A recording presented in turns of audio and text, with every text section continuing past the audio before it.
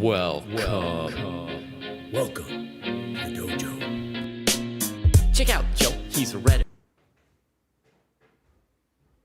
bro, likes to edit posts and he starts to glow when he gets stuff. His work is really light, his training plan is the first thing your eyes see. He's got more follows than my boy Eric Dicey. Opinions on Magnus, Hans, and Karyak.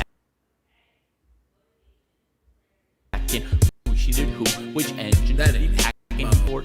Ignore these Gordo's got lightning attacks on GM blunders and gaffes. True, not over the board, it's only the other chap. Still his 7-year plan ensures the last laugh. Distractions detract from any actual actions. Excuses are useless, he rues his inaction. Away satisfaction of Magnus, he bought 5th and up 10. Fools ought to read Psalms, not my system. He's got 30 all accounts on every site around. Chessable courses keep looking cheaper by the pound. He got 22 databases and 36 engines, 25 chess sets, and a massive clock collection. He bought Birch from Gotham, Bra and Naka, but his game history looked like some chess copy pasta. A GM listen to, and yes my friend, yes this is you. But that all changed one bright sunny day when a friend said, hey, don't you know, welcome to the dojo, it's good to grow. Welcome to the dojo, I gave up on the easy. Sweatwork's what we need, G. Sweatwork's what I believe, ratings what I'll receive. Don't you know, welcome to the dojo, it's good to grow. Welcome to the dojo, I stepped away from easy. Sweatwork's what we need, G. If sweatwork's what I believe, ratings what I'll receive. So Joe got into the business, stopped the app sickness, daily practice his rhythm, he even upped his fitness. He found sparring cathartic, postmortems charming. With the plus equal minus, he was armed for elo farming. With notepad and pen, he built up calluses, escape rating paralysis. With lengthy game analysis, with sensei direction, he sold his collection. Read one classic and that was fantastic. Now he locked to the spot where they checking off boxes. Young prodigies and some wily old foxes. 3.5 points per box, that's shocking progress. Goal nearing, cohort cheering, Joe doesn't hear it. He's monotasking, no relaxing, concentration maxing. One book, one board, one set, one thought. Work will work, will work, work, never stop. One book, one board, one set, one thought. Work will work, will work, work, never stop. Now occasionally, he peeps the world of the tweet and laughs when he sees the player that he used to be. Blank face staring, complex plans comparing, while he's dojo training hours a day, playing out positions, transpositions, and growing his board vision. Transition from poser to player, focus without a care. He leaves them complaining in his dust, staying with their week-old ratings. Blast past his week-old rating, each week's a new occasion. He never takes vacation, the work is entertaining, the growth he's maintaining. And now Joe is explaining, hey, don't you know, welcome to the dojo, it's good to grow. Welcome to the dojo, I gave up on the easy. Sweatwork's what we need, G. If sweatwork's what I believe, ratings what I'll receive. Don't you know, welcome to the dojo, it's good to grow. Welcome to the dojo, I gave up on the easy. Sweatwork's what we need, G. If sweatwork's what I believe, ratings what I'll receive. Welcome to the dojo. Welcome to the dojo.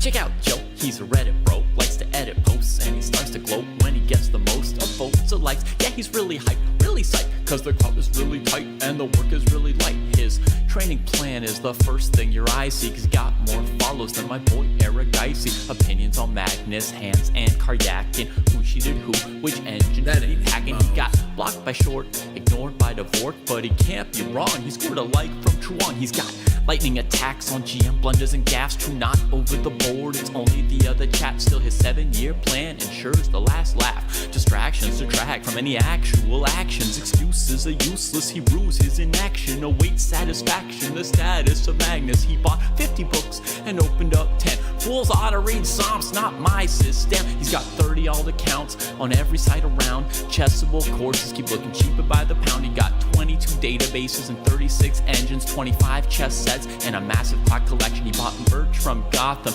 Bra and Naka, but his game history looked like some chess copy pasta. A GM coach that he don't listen to, and if you think it is, then yes my friend, yes this is you. But that all changed one bright sunny day when a friend said, hey, don't you know, welcome to the dojo, it's good to grow. Welcome to the dojo, I gave up on the easy. Sweatwork's what we need you. Sweatwork's what I believe, ratings what I'll receive. Don't you know? Welcome to the dojo. It's good to grow. Welcome to the dojo. I stepped away from easy. Sweatwork's what we need you. If sweatwork's what I believe, ratings what I'll receive. So Joe got into the business, stopped the app sickness, daily practices rhythm, he even upped his fitness. He found sparring cathartic, postmortems charming. With the plus equal minus, he was armed for ELO farming. With notepad and pen, he built up calluses, escape rating paralysis. With lengthy game analysis, with sensei direction, he sold his collection. Read one classic and that was fantastic. Now he locked to the spot where they checking off boxes. Young prodigies and some wily old foxes. 3.5 points per box, that's shocking progress. Goal nearing, cohort cheering, Joe doesn't hear it. He's monotasking, no relaxing, concentration maxing. One book, one board, one set, one thought. Work will work, will work, work, never stop. One book, one board, one set, one thought. Work will work, will work, work, never stop. Now occasionally, he peeps the world of the tweet and laughs when he sees the player that he used to be. Blank face staring, complex plans comparing while he's dojo training hours a day, playing out positions, transpositions, and growing his board vision. Transition from poser to player, focus without a care. He leaves them complaining in his dust, staying with their week-old ratings. Blast past his week-old rating, each week's a new occasion. He never takes vacation, the work is entertaining, the growth he's maintaining. And now Joe is explaining, hey, don't you know? Welcome to the dojo, it's good to grow. Welcome to the dojo, I gave up on the easy. Sweatwork's what we need you, if sweatwork's what I believe, ratings what I'll receive. Don't you know? Welcome to the dojo, it's good to grow. Welcome to the dojo, I gave up on the easy. Sweatwork's what we need you, if sweatwork's what I believe, ratings what I'll receive. Welcome to the dojo! Welcome to the dojo.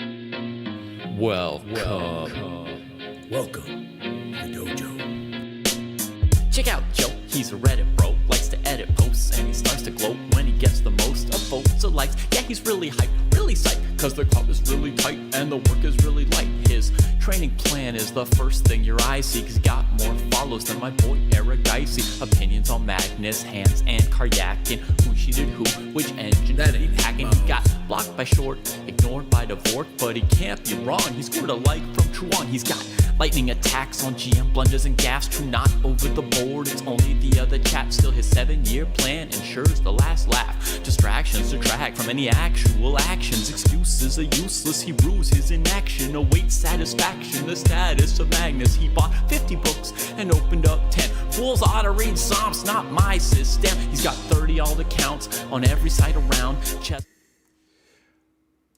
All right, my friends. Oh, where am I? Where is Amigo? Where is Amigo? Where is Amigo, man? Activate. Well, where did I go? I'm gone, boss. I'm gone. It says I'm here, but I'm not here. Oh, what a disaster. What's going on here? No, where's all my... Where am I? I've fallen and I can't get up. Oh, man. This is El Catastrophe, dude. This is El Catastrophe. All right, I'm officially gone. We want to go grad show. Where am I? Dun, dun, dun, dun. Dun, dun, dun, dun.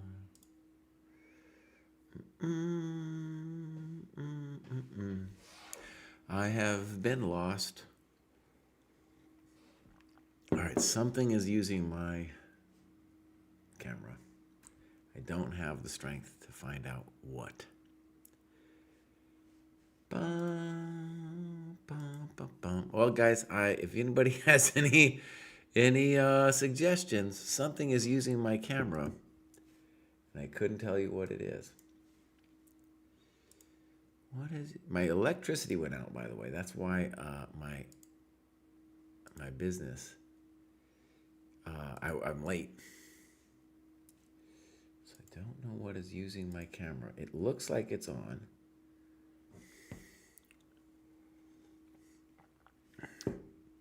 I don't know what.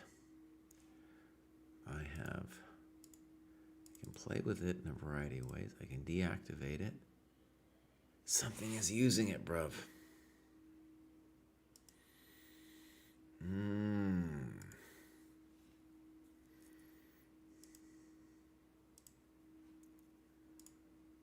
Nope, that's bullshit. Nope.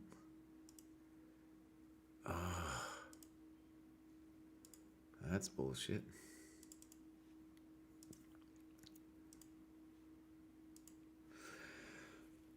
Okay, hold on, my friends, hold on. Here, we'll go listen to this rap. We'll try to figure out.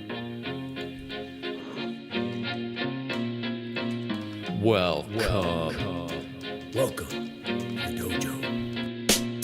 Check out Joe, he's a Reddit bro, likes to edit posts, and he starts to gloat when he gets the most of votes or likes. Yeah, he's really hyped, really psyched, cause the club is really tight and the work is really light. His training plan is the first thing your eyes see, cause he got more follows than my boy Eric Dicey. Opinions on Magnus, Hans, and Karyakin, who cheated who, which engine that he hacking. He got blocked by Short, ignored by Dojowork, but he can't be wrong, he scored a like from Truan. He's got lightning attacks on GM blunders and gaffes, true not over the board, it's only the other chat. Still his 7-year plan ensures the last laugh. Distractions detract from any actual actions. Excuses are useless, he rues his inaction. Awaits satisfaction, the status of Magnus. He bought 50 books and opened up 10. Fools ought to read Psalms, not my system. He's got 30 alt accounts on every site around. Chessable courses keep looking cheaper by the pound. He got 22 databases and 36 engines, 25 chess sets, and a massive clock collection. He bought merch from Gotham,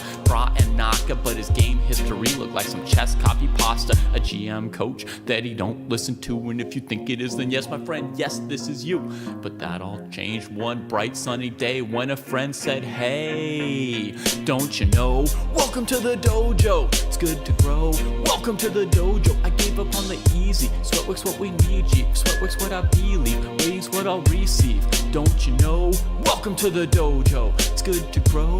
Welcome to the dojo, I stepped away from easy. Sweatwork's what we need, G. If sweatwork's what I believe, waiting's what I'll receive. So Joe got into the business, stopped the app sickness, daily practices rhythm, he even upped his fitness. He found sparring cathartic, postmortems charming. With the plus equal minus, he was armed for ELO farming. With notepad and pen, he built up calluses, escape rating paralysis with lengthy game analysis. With sensei direction, he sold his collection. Read one classic and that was fantastic. Now he locked to the spot where they checking off boxes. Young prodigies and some wily old foxes. 3.5 points per box, that's shocking progress. Goal nearing, cohort cheering, Joe doesn't hear it. He's monotasking, no relaxing, concentration maxing. One book, one board, one set, one thought. Work, work, never stop. One book, one board, one set, one thought. Work, never stop. Now occasionally, he peeps the world of the tweet and laughs when he sees the player that he used to be. Blank face staring, complex plans comparing while he's dojo training. Hours a day playing out positions, transpositions, and growing his board vision. Transition from poser to player, focus without a care. He leaves them complaining in his dust, staying with their week-old ratings. Blast past his week-old rating, each week's a new occasion. He never takes vacation, the work is entertaining, the growth he's maintaining. And now Joe is explaining, hey, don't you know? Welcome to the dojo, it's good to grow. Welcome to the dojo, I gave up on the easy. Sweatwork's what we need, G. If sweatwork's what I believe, waiting's what I'll receive. Don't you know? Welcome to the dojo, it's good to grow. Welcome to the dojo, I gave up on the easy. Sweatwork's what we need, G. If sweatwork's what I believe, waiting's what I'll receive.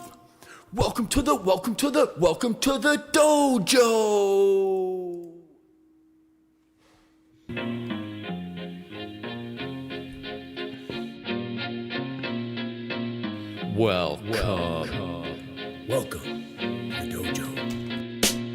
Check out Joe, he's a Reddit bro, likes to edit posts, and he starts to gloat when he gets the most of votes or likes. Yeah, he's really hyped, really psyched, cause the club is really tight and the work is really light. His training plan is the first thing your eyes see, cause he got more follows than my boy Eric Dicey. Opinions on Magnus, Hans, and Karyakin, who cheated who, which engine that he hacking. He got blocked by Short, ignored by Dojowork, but he can't be wrong, he scored a like from Truan. He's got Lightning attacks on GM blunders and gaffes, true not over the board. It's only the other chap. Still his 7-year plan ensures the last laugh. Distractions detract from any actual actions. Excuses are useless. He rues his inaction. Awaits satisfaction. The status of Magnus. He bought 50 books and opened up 10. Fools ought to read Psalms, not my system. He's got 30 alt accounts on every site around. Chessable courses keep looking cheaper by the pound. He got 22 databases and 36 engines, 25 chess sets, and a massive clock collection. He bought merch from Gotham, Bra and Naka, but his game history looked like some chess copy pasta. A GM coach that he don't listen to, and if you think it is, then yes, my friend, yes, this is you. But that all changed one bright sunny day.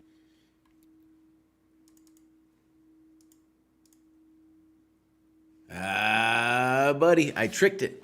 I tricked it into turning on. I don't even know how I did it. I just tricked it.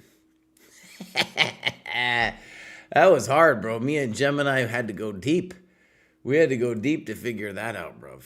We had to go super deep. Okay. So, first of all, apologies for starting this show kind of late. The electricity had to get turned off several hours at my house. I assume that messed with my settings, and then my settings had me do that. I do not have the bandwidth today to be solving computer problems. So the fact that I solved this one by luck, by total luck, is a fine sign that this is going to be a good day. There could have been, it was about, I'd say we were about 3 minutes away from some major F-bombs. You know, that would have been, that's where I crash out. Other people crash out for other reasons. I crash out when there's technological grief. You know, it just starts screaming the F-bombs. Why it's that? Other people crash out for other things. But the technological grief will make me definitely lose it. However, I did not lose it today, so that's a win. Here we go. We're going to start out this graduate show. Lots of things going on in the dojo. I might talk about it a little bit later. But right now, we're going to look at Rohit's Den. And I think Rohit's Den just joined, so welcome to the dojo. They got any clubs? They got any games? Probably not. So that's Rohit's Den. Welcome to the dojo. Glad you're here. Next up, we have the one true Josephite. Now I gotta ask over here. What is a Josephite? I don't know off the top of my head. I do not know. So, but now I do need to know. Commonly refers to a member of a Catholic religious community dedicated to serving the African American community in the United States. The Society of St. Joseph of the Sacred Heart, a society of Catholic priests and brothers. Wow, okay. Founded in 1893 in Baltimore, where I am. Okay, I had no idea. There might be other Josephites, it's telling me. Maybe Josephite, the one true Josephite, will tell me which one it was, man. Okay, cool. I always try to learn something on the show. I can't definitely identify any one thing that made me go on a 9-game winning streak to blaze through my cohort, but I got 4 major ideas. These are ranked from most to least important in my opinion. Number 1, tactics. Good. 2, not playing much. I feel more tactically aware, more aware of blunders if it is the first game of the day and I'm calm before and during it. Good. 3, OTB. OTB games engage different areas of the brain. Absolutely. 4, annotating my own blunder games. Great. Okay. P.S. Sorry, Jesse, I didn't play any classical games. I did annotate one of my latest blunder games for you, though. I feel like it's a step up from my last one. Okay, well, let's go check out the one true Josephite.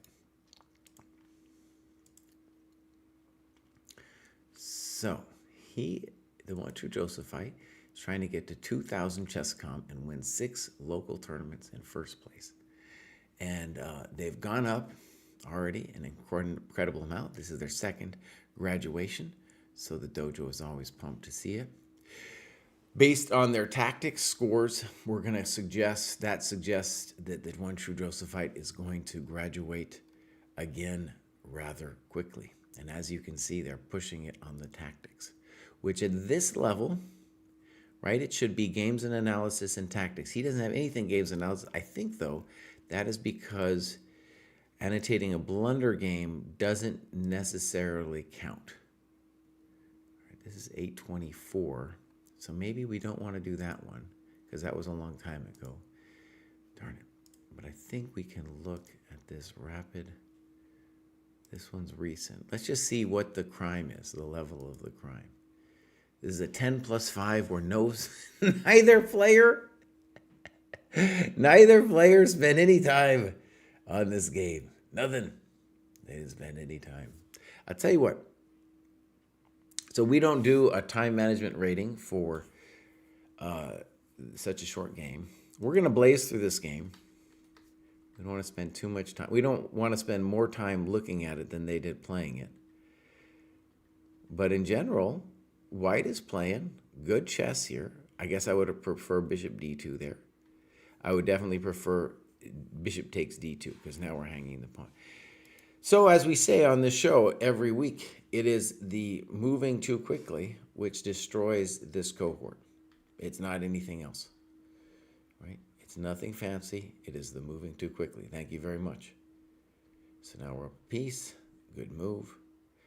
Bishop f3 looks even stronger. You're doing great, though. Look at this. Oh, look at that forkerino. Hey, give it to me, buddy. Oh, baby, the cow. It's the cow. So well done. That is the one true Josephite. And, you know, I think the one true Josephite's on the right road, and he understands this. He's doing OTB, so he's going to graduate again soon, and we're going to suggest that he annotates one of those OTB games. All right, next up we got Tiger. Tiger doesn't tell us anything. Let's go look at what's going on with the Tiger. A lot of people in these lower cohorts have joined recently. Tiger's doing sporadic work. Actually, I got chastised in a fun way by a player who's doing really a lot of work, and he's like, Jesse, on this grad show, a lot of times we'll look at some heat map, and they haven't been doing much, such as Tiger right here.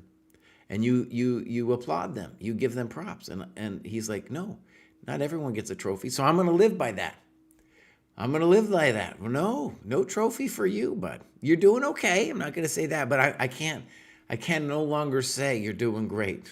I can't say that anymore. All right, Tiger. If you join some clubs or tell us who you are, that's a good start. All right, we got a game here. Got a lot of games, so good with the annotations. This looks great, actually. Just optically, it looks great. Now, let's look at the time. And this is a joyful thing for the dojo because what we see here is that you are playing somebody who is not taking their time, and you are, hopefully you won. And I say this every grad show.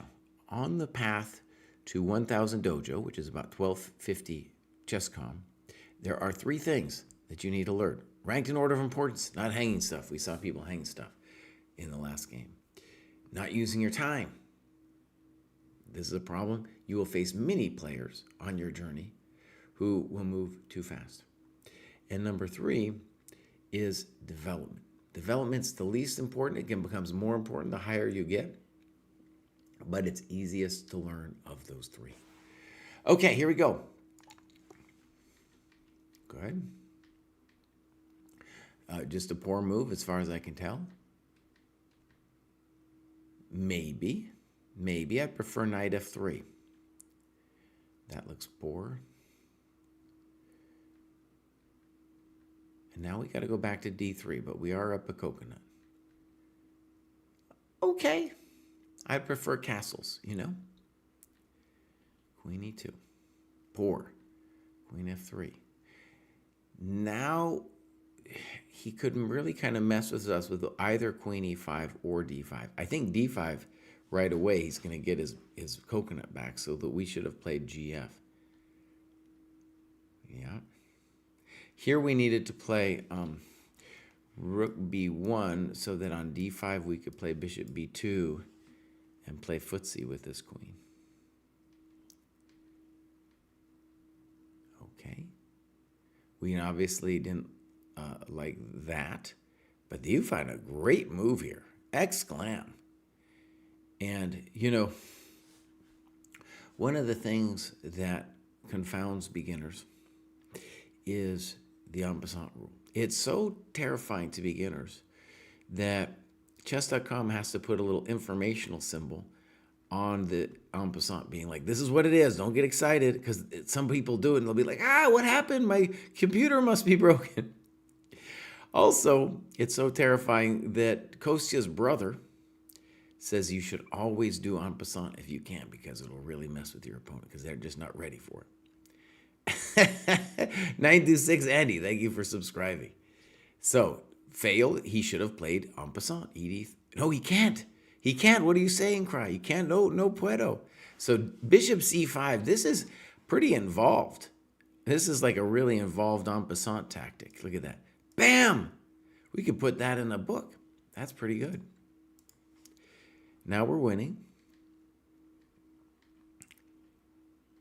You're doing great. Good.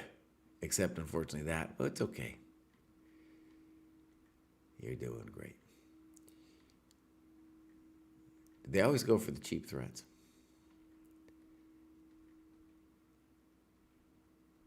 Now, why did we sacrifice a pawn? I'd like to know. Or bishop. Why did we sacrifice a bishop? Well, he miscalculated is what happened. By the way,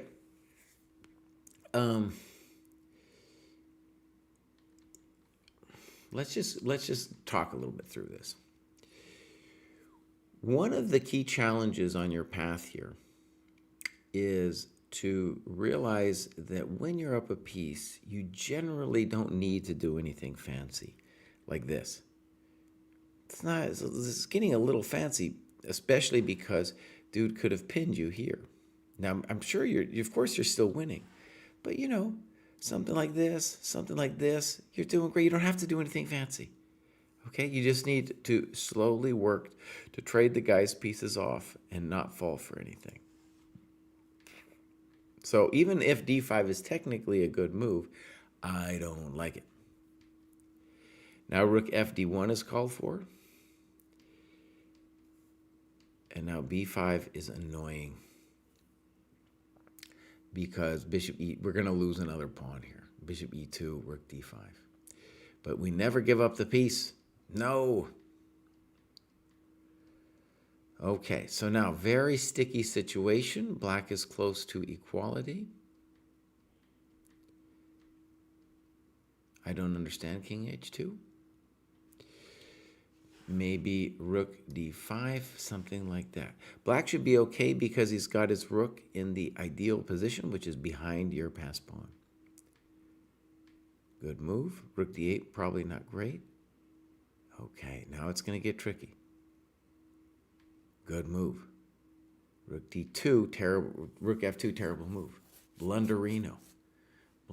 So this is a very, let's call it a GM position, because the question will be, can black advance his kingside pawns without falling for some kind of check? So you can't be, let's say here, it's a very tight position. So I can advance the king because there's no check out, but there's no ability to take any pawns. You can't leave the wingman. You got to be on this guy so he never moves the rook.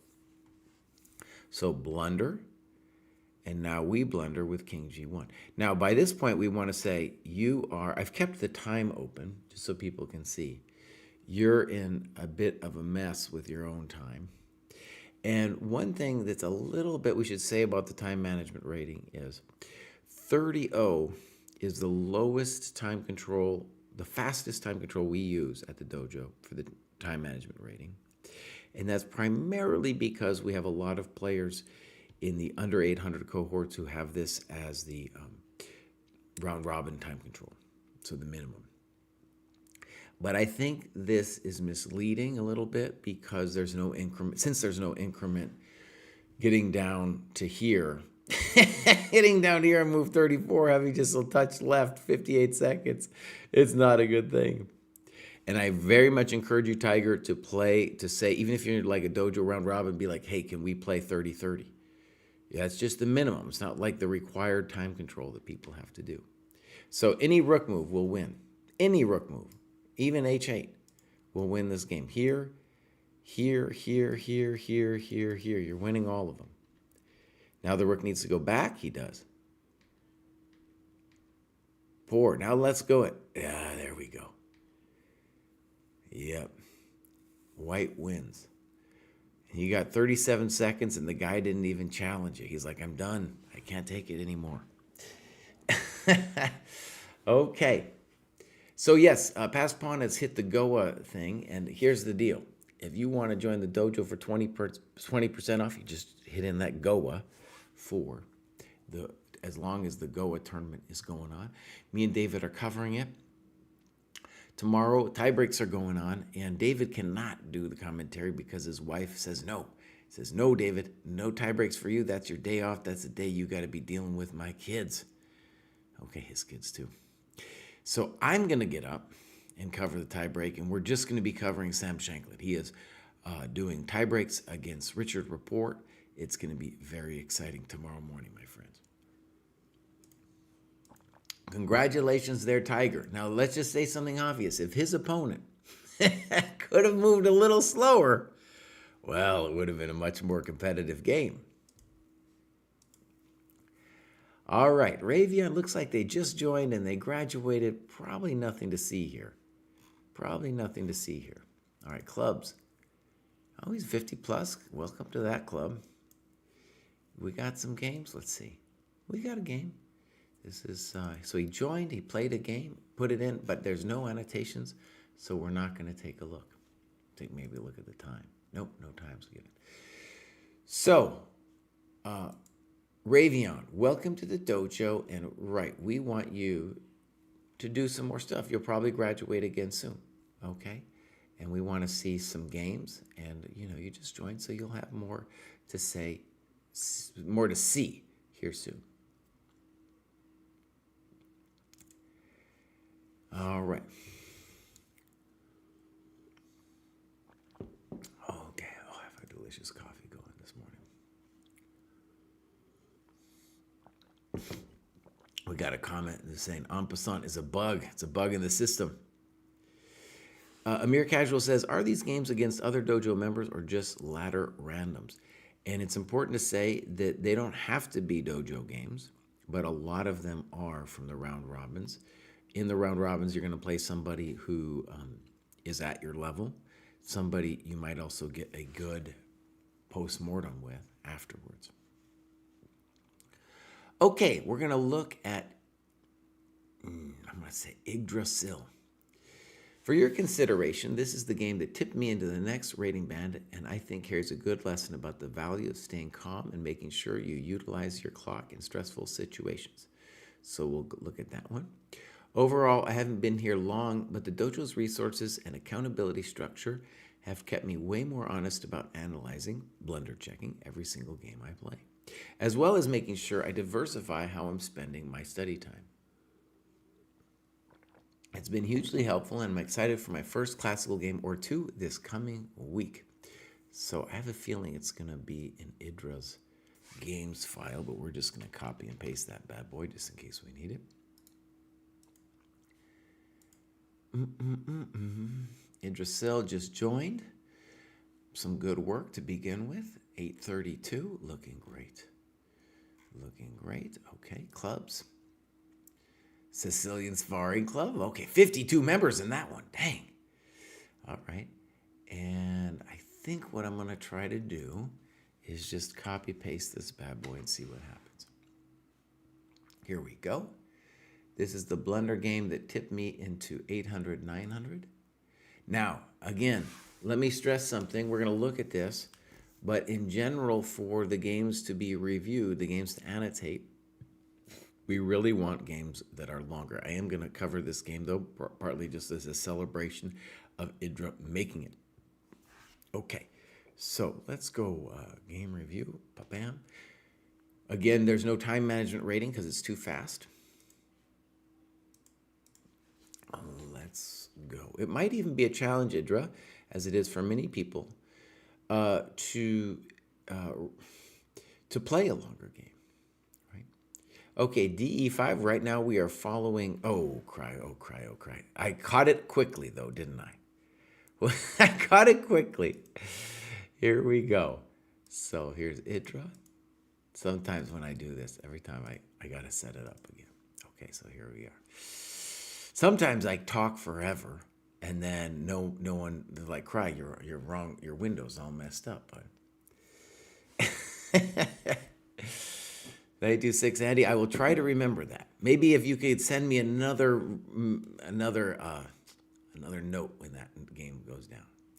So DE5, you are in the shoes of giants. This is Morphy versus allies. I like to say Morphy versus the evil duke. Arguably the best game of chess ever played. Oh, you're still following it. Oh, how amazing. Queen E7. Wow. Now, we might transpose. Queen E7 might be a better move than what Morphy's opponents played. Morphy's opponents played Knight F6. Bishop D5, take that! Good move. Queen B4, fail. Because now the queen, probably F6 is necessary. Now we're going to play Knight D2, please. Yeah, good move. Very good move. Developing and protecting at the same time. A3, I don't know about this A3 thing. No. Okay, maybe. Maybe. Let's just say the safe move would have just been, retreat the bishop somewhere. That would have been the safe move. A3. Of course they're going to take castles. Wow, look at this game. Just as planned. Okay, now your opponent, as is typical at this level, is obsessed with pawns and obsessed with moving the queen early. You are going to get this again and again. Look at all these nice arrows. One of the reasons, Idra, that we want you to play a longer game is we want you to be able to think as much as the beautiful thinking that you're doing in the annotations. So you can do a variety of things, moving the rook in. Okay. Now here it's getting very frisky because you're saying you don't mind losing the bishop. I believe in your position. Check. I have a feeling you want to go queen c8. In hindsight, you say queen c8 is better. And what we want to say about queen c8 is when you knock that pawn, you're going to be knocking on the rook, and the queen will still, the white king will still be all messed up. All messed up. Here, knight e7 is possible. And you do this. Good. Now, one of the things I want to say, Idra, is really cool about this game is you're able to develop this free-flowing attack because your opponent isn't developing. And so this is a blueprint for a lot of games that you're going to have because your opponents will refuse to develop their pieces. Good move. B6, okay. Now bishop e6 looks strong. Hey, you're just angry. You're just like, I'm a Paul Morphy or something. No, just bishop e6 or something. You also talk about queen e6, also very strong, right? Rook d7. So notice, you had 17 seconds. Anybody can make a mistake if you only have 17 seconds to think. And now you said check to the miserable king. And here, and right, first of all, let's read what you write. Notice the low clock utilization again. Black should be far better after c6. Notice, however, at this point, maybe it's already a difficult momentito for white because it's hard to play, let's say, something like rook d1. Maybe a better move would be rook c1, forcing the queen off, and then rook d1. That would be a good one because then we'll be threatening queen f7. Okay, in any case, this was not it. Checkmate. Checkmate. Welcome to the dojo. All right, here we go. We're going back here, and we got the Orc Slayer. 926, Andy. I see you coming up, so I'll remember about the game. Orc Slayer. 65. Look at that. He's a good-looking 65-year-old. Look at that guy. He took a break from the dojo, but then recently graduated. 826. Okay. Looking good. Has done a reasonable amount of work. 50. And you're ready to join the 65 plus crew too, man. I'm working on that club. I got a couple years to go, but I'm working on that 65 plus crew. Orc Slayer's got loads of games. Here's a recent one. Ba-bam. So, I'm just going to check if we have a game that has a little bit more annotations than that one. Okay. All right. Let's do this one. Annotation's a little light. We'd like a little bit more. So this is a 30 plus 30. And as we go up in the ladder in the dojo graduation show, you'll see more and more people spending time. Now, we'll see that really both players stop thinking around here, so we'll try to imagine what that's about when we get there. We're going to go game review. Fine. Fine. Probably okay. I have worries about that move. Okay. I think queen b3 here could be a little bit annoying. Still queen b3. That one wasn't it. Bishop b4. And now we take. Good move. Simple chess. Good chess. Good chess. Good chess. All right. Good. Good.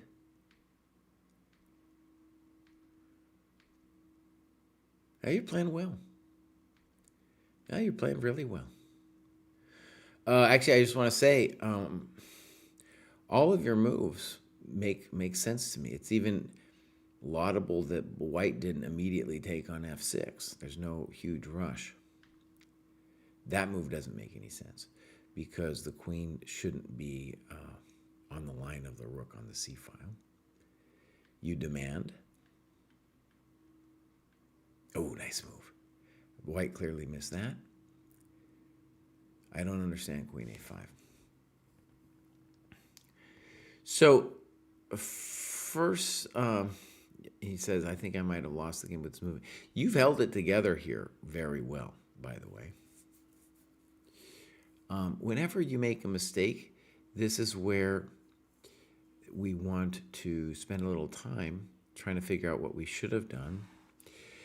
These are called hanging pawns. We kind of want to make them commit.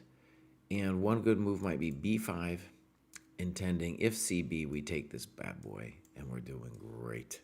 Well, we're winning. And then we could get this position. It's still interesting, but I like your chances now that we got this nice square. Like rook d5 would be a nice move. Maybe we could start with queen c6 too.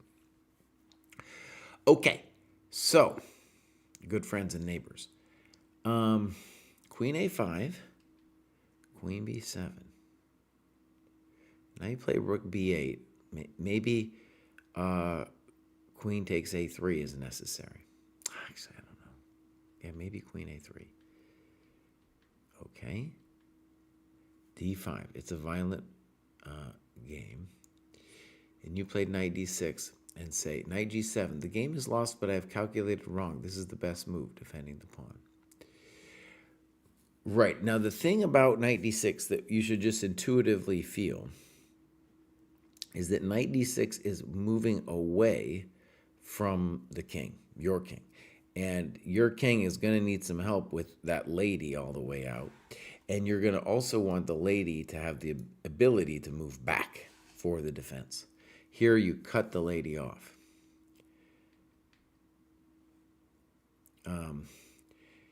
Now, a knight f5, he has g4. We should look at king g7, though, as a good move to defend things. Now we are officially toast. Now we are toast. Your opponent played a pretty good game, I got to say. Pretty good game. I mean, also we're saying, we have a stronger opponent. Okay, we're going to stop it there. White won. I would say about this game that white played very well. So you're playing a pretty strong opponent. That was number 2 here in this game. Excuse me, I'll go here. Number 2. So white played pretty good. And so you're in the 800, 900 cohort. You know, most of your opponents aren't going to be that strong. All right. So, let's see. We're going to go Andy now, and we're going to look at a dude named Dillo when we get there. 926 Andy says, I am remiss about documenting my activity on the training plan. I do at least a couple of hours a day of tactics on both ChessCom and Lichess, in addition to checkmate puzzles on a Chessable course. I try to watch the graduation videos for under 1,000 each week, and I've used the game review on Discord a number of times. As an older learner, I've struggled with navigating Discord for the postmortem, sparring, etc. Okay, let's go look at 926 Andy. He's an older adult learner. He's got the big Lebowski going on over here. 804, you can see recently he has upped the volume of playing on Lichess, so that looks good. Looking great. Okay, so tactics suggest he is roughly where he should be. He says he's not logging as much, so probably he's doing more than this. All right, here we go. Clubs. Adult improver, great. And now we're going to look at Alan Dilla. All right, so first off, let's take a look at the time. Very impressive time usage. Makes me happy as well that now that we're above the 800 cohort, we are not doing 30-0 games. We're doing the appropriate 30 plus 30. As we get stronger, we want to expand our minds with longer time controls. So, beautiful time graph. And if your time usage is like that in general, well, remember the 3 things I talk about. We got number 2 right there. Okay, so good move so far. Fine. Fine. And now we make a little bit of a mistake. There's an advanced tactic that we have at our disposal here, and that is knight takes d4. Ouch! And the point of this is if queen b4, which is a reason we would not do it normally, we have knight c2 check to the miserable king, and then you also say welcome to the dojo. So we miss a little thing there, but we are developing our coconuts. The issue is actually black needed to think about taking on this pawn as well. So if we didn't see knight d4, the move we want to play is knight f6. Also, bishop e7 is not a developing move. Remember, number 3, development. As we move up, that becomes more and more important because we won't win as many games with people just hanging stuff. We have to win it using piece activity and development. Now, it's weird because White thought for 2 minutes is like, I'm going to attack the phantom of the bishop, not seeing that it looks to me like this guy's hanging. Now, is he actually hanging? We could discuss at length, but I think he is. Knight d4, good move. Queen d1. Notice that if he had taken the pawn on knight d4, excuse me, all my arrows are all messed up. If he had taken the pawn, there's no knight d4 because of queen d4. So, beautiful. Good. Now we're just up a solid pawn. Good. Good. I don't understand h3. Again, they're going to give you time. d4. Can't be wrong. I guess I like better bishop c6 just because when we play d4, we give him the e4 square. But you are up a solid pawn. You're doing great. Frisky from him. Let's take it. Oh, he didn't take. This is dangerous because we have allowed f5. Once we allow f5, we're giving white chances against our king. So we would rather do something like snip, snap, and pop. Try to trade that bad boy off. This guy's weak. We'll whack it later. Right? All right, now white gets a little chances over there. Okay. Poor move. No one knows what he's doing. Good move. Let's stress why this is a good move. White's pawns are on light squares, and so that is his good bishop. That's the bishop that can hurt you. Your bishop, you're all blocked in by dark square pawns, so it's good to trade him off. Thank you very much. Good move, f6. h5, poor move. Now, after h6 exclam, white will be unable to push g5 through. Okay, a6, good. b4, we're welcoming b4. Sure, you want to do that to yourself. Now, this one I don't like. Why are we getting so frisky? What are we doing? What are we doing? Just play something simple like queen c7. We can do b5 later. And just like that, we've lost control. Now we're trading off our good bishop. And now the game is kind of complicated. Okay. Blunder, giving us the pawn. Boom, boom, boom. And now I think you are in control.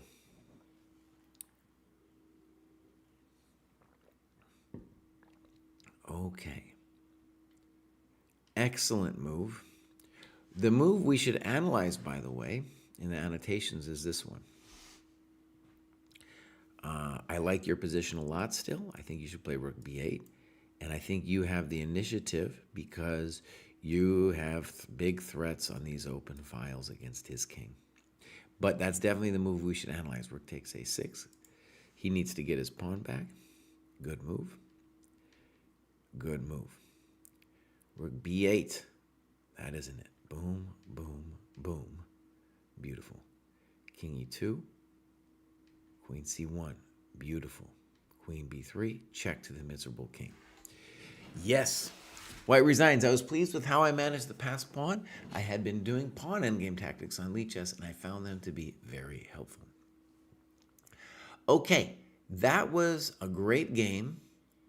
I should have gone into the game review mode, but I guess it's okay. And what we can see here is his opponent also was using his time.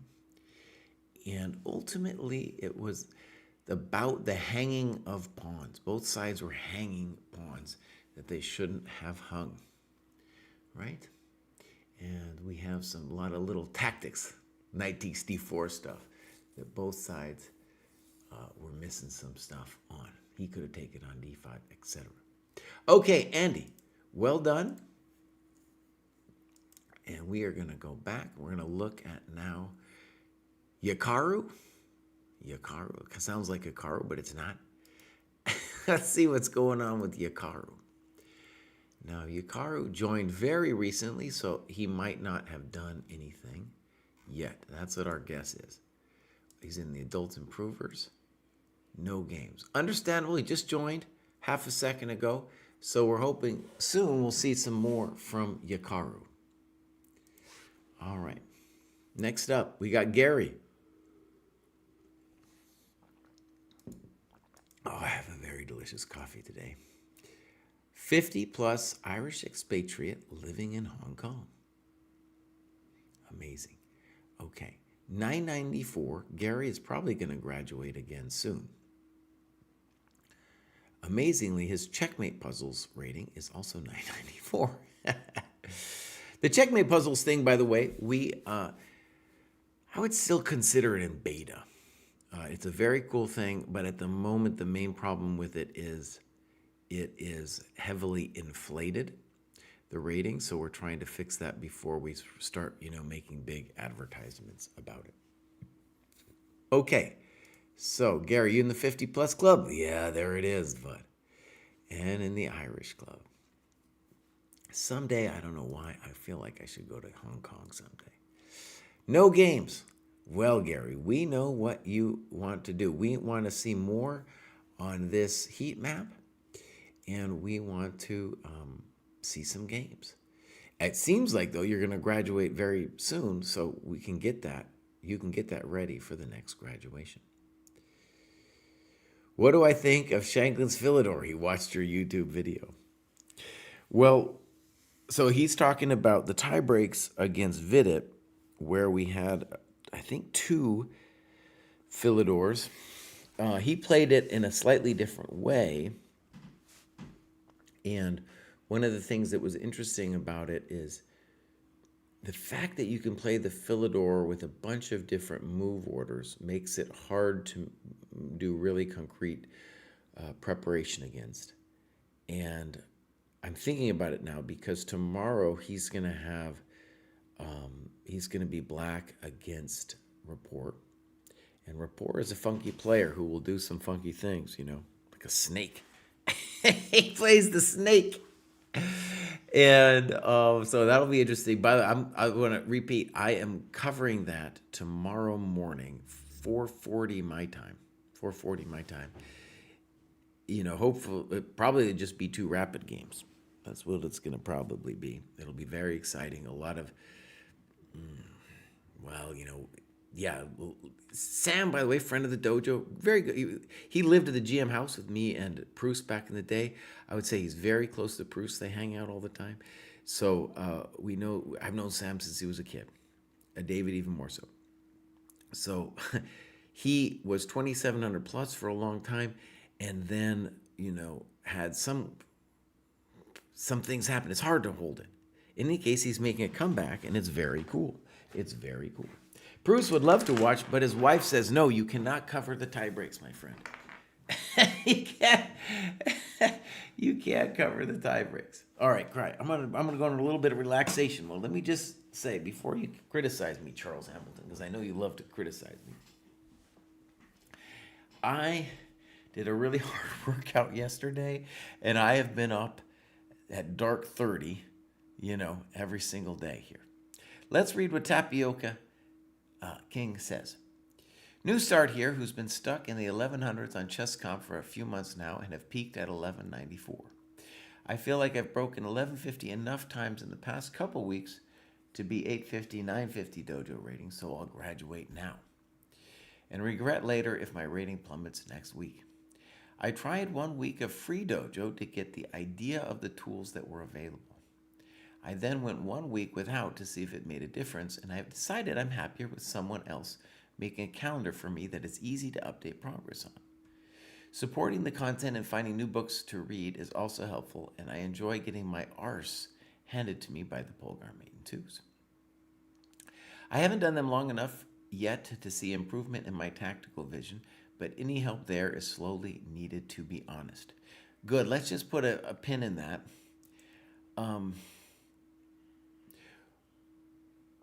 When I recognized the Polgar mates to be an amazing thing, this was like circa 2005. I was trying to become a GM. And to me, it was at that point mostly learning. It felt like I was learning all the layups of chess. And that's true, that's part of it. But what we've discovered at the dojo is it's actually deeper than that. And it's about seeing which piece controls which squares and seeing it quickly.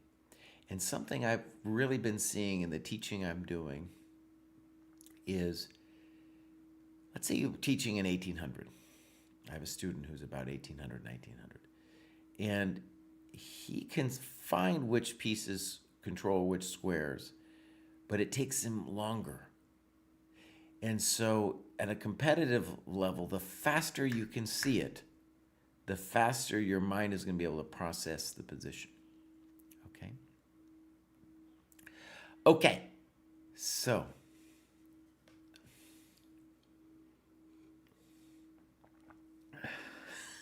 who has a new medical condition that gives him involuntary mouth movements? Is that me? Do I got some involuntary mouth movements now, buddy? All right, let's keep reading. So, I've been playing on Lichess to get used to playing the longer time controls so I can jump up to 45 plus 15, good. And I've practiced annotating a few of those games as a warm-up for the real thing. Hence, why only the latest one I did is published and it's a 30-20. May Jesse forgive me. I would have done 30-30 if Lichess offered it in quick matchmaking. Getting the rating will also help figure out what my level is roughly in terms of classical strength. Once this is calibrated within a week or two, I'll probably graduate again and start matching with people in a similar cohort and annotating those games instead. I'll publish those ones as I complete them. Hopefully, I should be able to look at playing some OTB next year as well, but worst case scenario, it should be straightforward enough to get classical games in the dojo. Right, and the one thing I want to point out is that the dojo round robins, if you are a player, don't do OTB for whatever reason, dojo round robins, that's the one to do. So Pass Pawn is talking about Shanklin.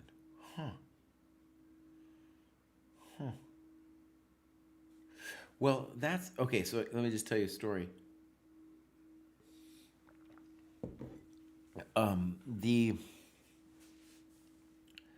The setback in Sam's career has some kind of medical condition thing, and there's a lot of people who've had some kind of medical condition happen to them. For example, Ding, great example. There are a lot of chess players. You have some little thing when you're playing at the peak, just some little small thing that you might not notice as a regular player will set you back, and then it's just crushing. So I knew that he had a condition, but I didn't know what it was. Proust knows what it was, but he was like, no, I'm not going to say it unless he says it. So I still don't know what the deal was. He was on the podcast with us and kind of hinted that he's almost ready to tell people what it is. So I don't know what it is. I don't know. But I didn't know about the mouth thing. And maybe that isn't even the thing that was holding him back. I don't know. Okay. Okay, so my friends, let's continue. Next up we have Tapioca King, whose novel I just finished reading. So he just joined. Really cool. I like his thing where he's saying he tried it without to see it if it was really something he wanted to do. He's making very good progress. Probably will graduate again soon. So we got some clubs. Knows all. UK, great. We got some games. Here's the Tapioca King. And I believe he was saying I needed to forgive him with the time controls of 30-20. Okay, so it's a little fast for where he is, but that's okay. Now, the first thing we want to mention is both players are moving too fast in this game. Right? I think, judging just from what I read of Tapioca, is that he's new to this, and he's not in the rhythm or habit of thinking longer, and should recognize that, as I said, there's 3 things you got to do to make that 1250. One of them is moving slower and recognizing that your opponents are going to be moving too fast in general. As we saw earlier, there's a couple people who've got it nailed down, like Andy.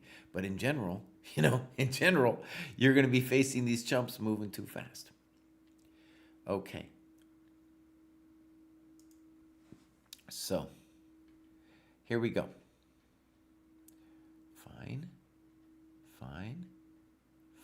And now this move, which I've played before, I don't think it can be all that bad. I don't think DC5 is a good move because of knight G6. So, the standard move here for white would be bishop D3.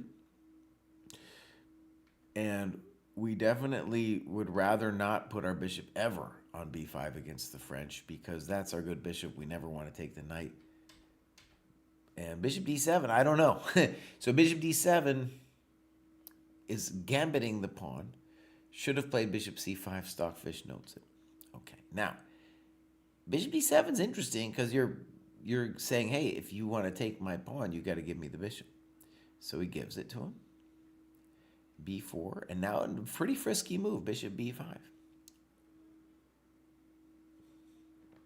I don't think it works, but it's a good question.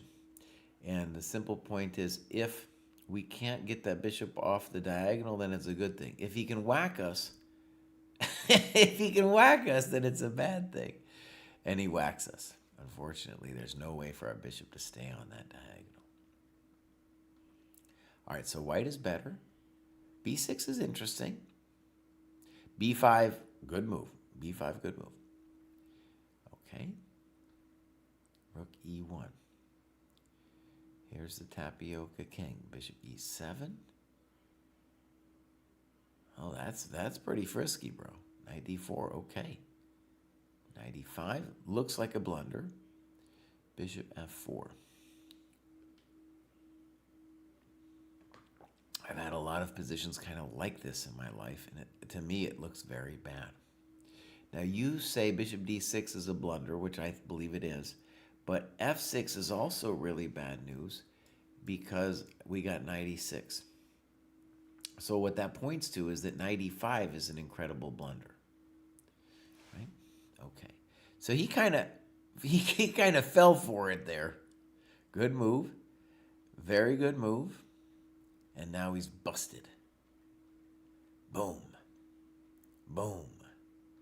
Boom. Very nice, simple play. Look at that bishop. So strong.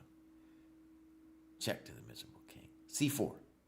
Queen F3 is also a good move. Rook E5 is fine.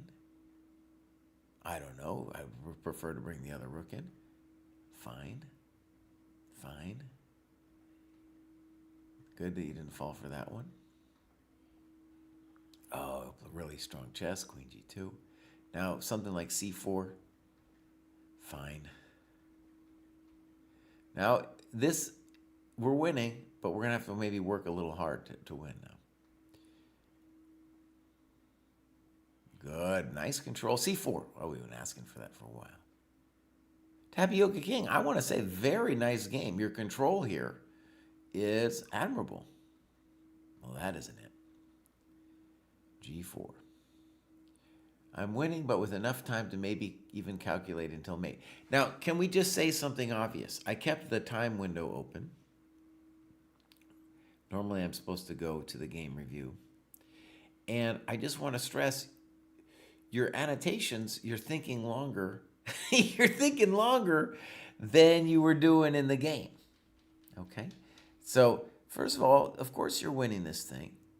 And by playing a little too fast, we are making our lives difficult. Now you play Rook E5 and make a great comment. Now Edward, Edward the E-pawn is a permanent target. You know, bust him in the face. Bust him in the face, in the chops, right? And then on Rook E5, it's time to bring the other guy in. It's time to play C4. Anyways, I'm just saying that if you had moved a little slower at this point, it wouldn't have got as messy as it did. Now, that being said, once it did get messy, with the queen running around, which is a lot of times hard to deal with, I thought you played really well. Okay, so let's continue. And we got tie. Tie doesn't tell us anything. Let's go see what's going on with tie. So, 935, joined fairly recently. Learned how to play about 3 years ago. Works full-time as a new father. Okay, great. Based in Denver. I feel like I'm a friend of the Denver Dojo. In fact, I belong. There's a club here we got called the Denver Dojo that was started years ago. And they put me in as an honorary member because we had a great night after I won the Denver Open years ago. Here we go, clubs. Denver Dojo, 24 members. There we go. ADHD Dojo, great. We got some games from Ty. We do. So this one's a while back, but let's take a look. So first of all, we will look. Note times. Now, something I want to stress, you can always bring the times in. You can just, when you import it, just make sure that the timestamps are there. Okay, let's go game review. Okay.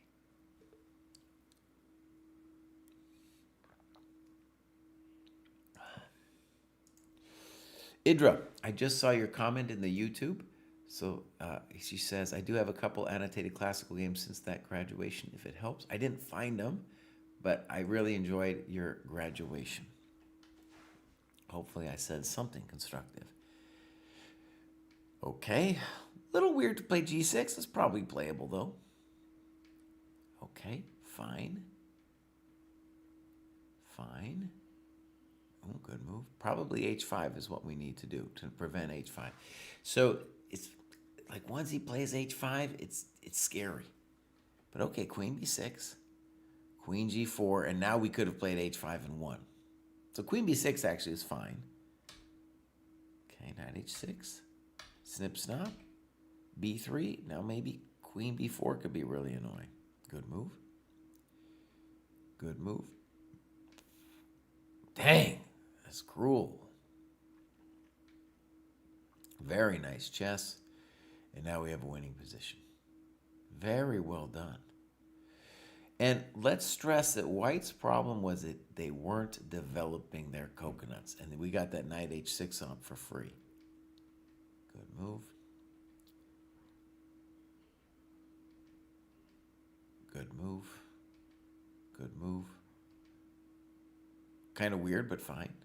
Good. Okay, I like this. Beautiful chess. Beautiful chess. Now maybe your f4 move. Fine. Fine. Dang, you're just methodically wasting this dude. Dang. Dang, bruv. Rook f2.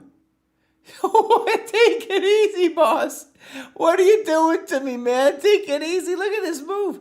He's just wasting him. Bam! Oh, buddy. Dang, that was chess. He wasn't interested in methodically grinding him down. He's hurting the fool.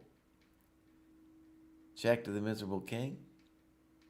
Oh, I think he's starting to try to mate pattern over here. This isn't. Dang, take it easy. Take it easy. He says it's one of his best games ever. It's definitely a really nice game. Yeah. Bishop d2, and then after you got on top, I would have been a lame-o. I would have just been trading some stuff off. I would have looked at my opponent in the eyes and been like, you need to resign, son, and then they might have resigned. But you were just like, I'm going to murder you, fool. I'm going to kill you, man. I'm going to kill you, bruv. All right, so that was very impressive. Let's go back to the grad show. Penrose. Penrose has graduated 1,000 times, bruv. He is just crushing it. Let's see how much we got here. I might take a break in a little bit. Maybe I'll do 2 more. I'm going to take a break. Penrose says, this graduation has been super fast. Knows all is fantastic at figuring out exactly what I need to work on and pointing me on the appropriate path to fix my particular issues. Something has clicked very recently with my calculation speed and accuracy thanks to the work he suggested I do.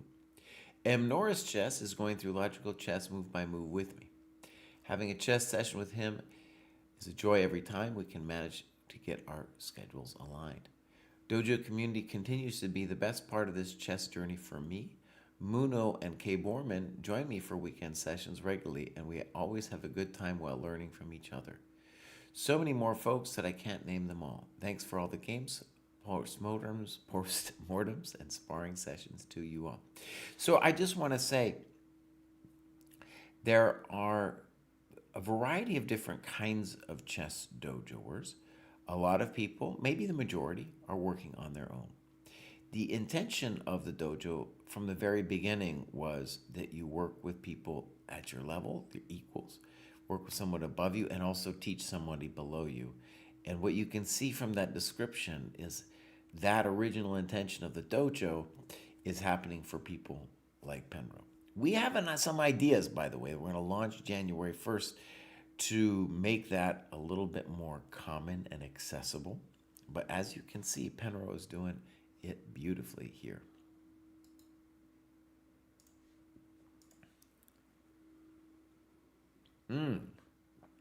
Originally from Georgia, now in the U.S. Virgin Islands, check this out. But bam! Penrose, he's doing that work, dude. He's doing the work. He set himself a goal of 6 hours a week. It's important to stress that you can set your own goal. I do 15. I don't always hit it. And he's got a goal of 6, and you can see he's generally popping above that. So that's great. And recently, he's had a very good run to reach 1706 Lichess. Beautiful. All right, we go clubs. 50 plus, adult improver, never too late. Knows all. And maybe he's going to add the U.S. Virgin Islands. There's some kind of ancient chess controversy there with Nigel Short that I do not understand. Okay? I don't know what it is, dude. But I know that it keeps people up at night. Here we go. This is Penrose. Games. My games. Beautiful looking list of the games. He has done 32. Penrose don't play. All right.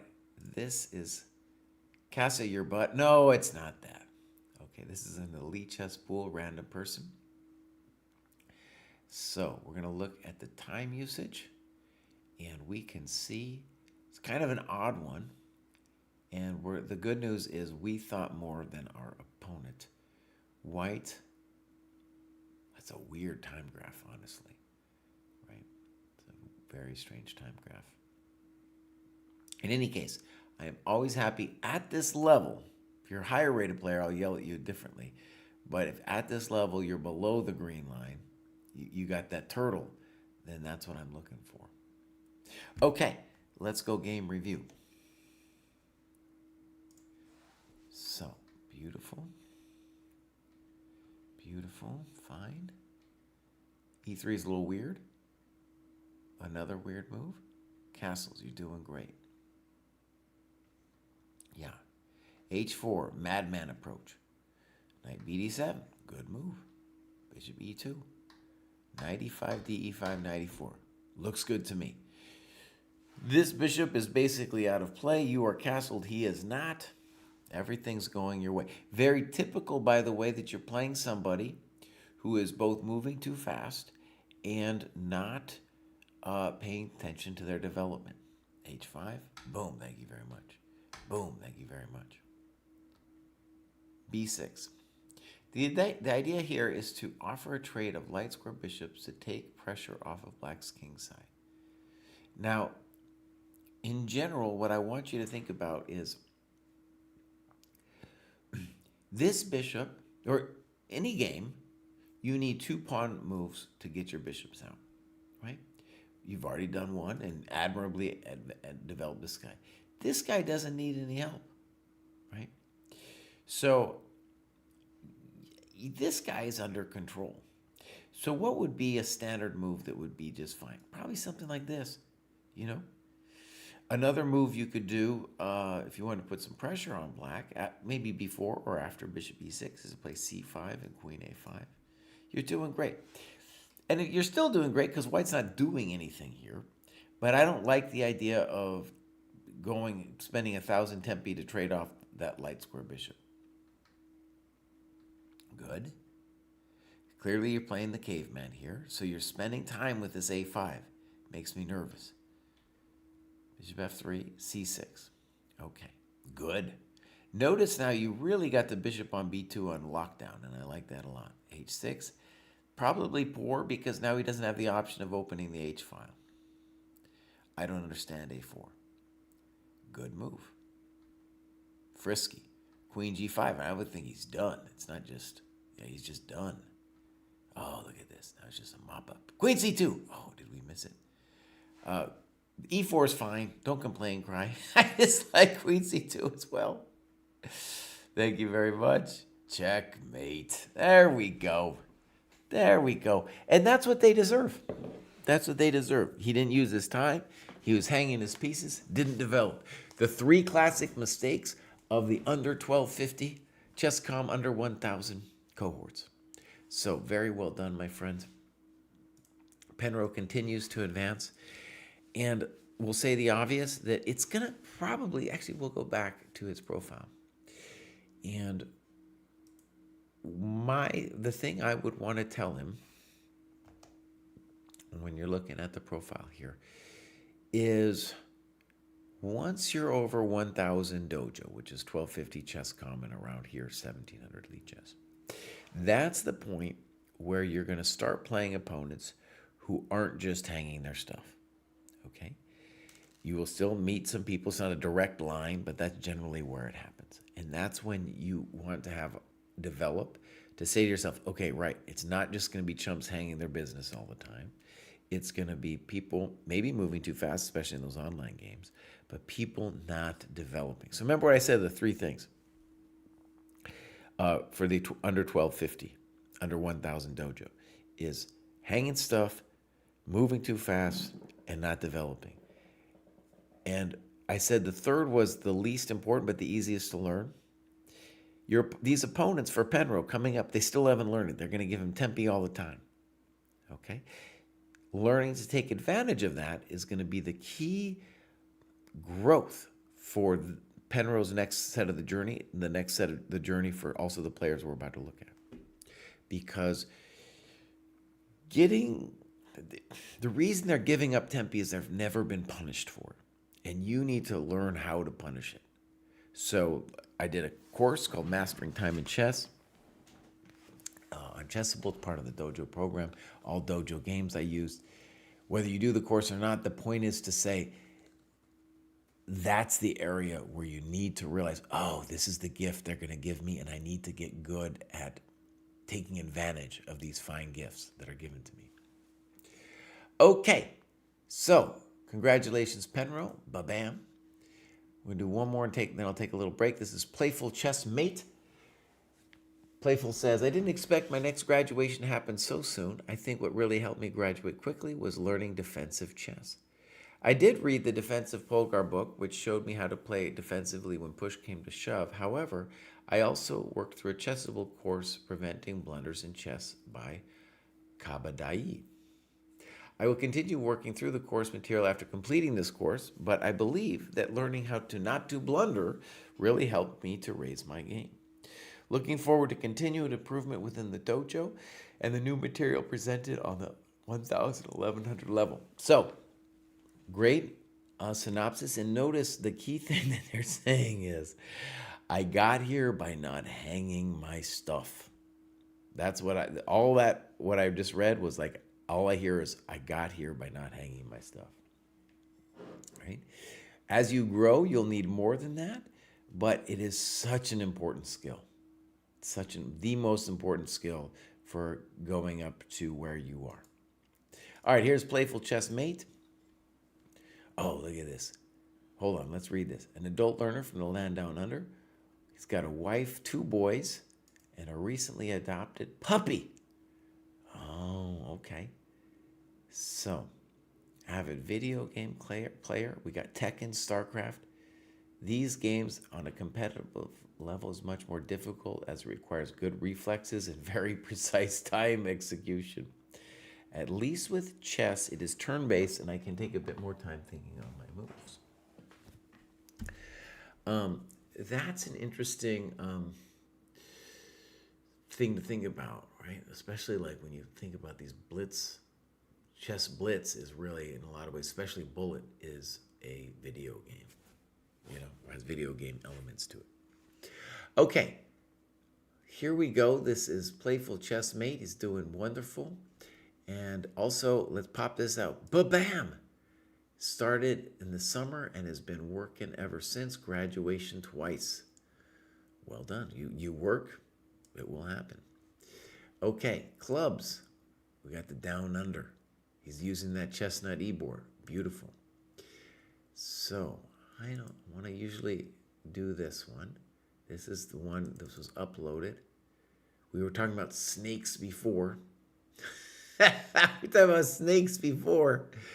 Maybe we're going to get some snakes in this game here. Snake Heaven Chess against the dog. All right. Do we got a time? Oh, we do. So notice in this game that black stopped thinking completely at around move 20. We'll see what that's about. Our guy did not. Hopefully that's one of the reasons we won. So this was his game where he promoted himself. So that's really cool. Let's go to the game review. Okay. E4. So far, so good. D3 is a little weird. I guess I would prefer E5 followed by D4. Okay. It's nice that he's just developing. That's great. Okay. Fine. Weird. I could only assume black retreated their knight to play knight G5. I'm not sure how much better the knight is on G5, but I wasn't too afraid. Good. A4. Okay, I'm okay with that. Good. And now queen B3. I think you could take the thing, and then he has to take back with the pawn, which is a little bit weird for the guy. Queen B3 makes sense to me, though. Unfortunately, he has that. Okay, so now we're going to get this thing. He plays rook FD1, and we're going to read... I look back at this now and think rook FC1 was the option I actually wanted to play, and I miscalculated. What I wanted to do with this move was to line the rook up to the file that I think was going to open. Technically, the way that I wanted to play, I should have lined up my rook on the C file because I wanted the C pawn to move to the D file with a recapture. Okay, now hold on. What he's saying is, let's just say, this is what I think happened. I haven't seen the game yet, but I think what happened is later on he's going to do this, and he's going to be like, bro, I should have just put it here immediately. But you have no idea that he's going to take. Why he doesn't have to take? So you're trying to say, in hindsight, I should have put it there because he took, but he didn't. He doesn't have to take. Okay. It is an age-old problem of what happens, what do I do with the rooks? Okay. And the simple way to deal with it, probably play D4 immediately. I don't mind rook FD1 though. I think that's totally fine. Good move. D4, good. For example, I think if I was going to argue with you, I would say D4 is the better move, but you do then have to calculate queen D2, and it's a little annoying. It's a little annoying. Right? We're going to have to play queen E3, and if he wants, he could take the pawn. I don't think he should, but you know, that would be the thing that you would have to worry about if you played D4 directly. Good move. Now you can play D5 if you wanted to. Queen C2 I don't like. Now you're allowing C takes D4, and you have to take back with the rook. C4, weird. I still like D5 here. I don't like B3. That can't be it. He's taking this. Boom. Now Queen C3 might just be a mistake because you just won a coconut. Good move. I don't know. Now you're just up a pawn. You put EF, F3, good move. Bishop F5, good move. And you are doing great, my friend. Oh, look at this. Now, in general, let's just say we don't want to take the rook on F6 because that helps their pawns marginally. What would we rather do? Just A6. Past pawns must be pushed.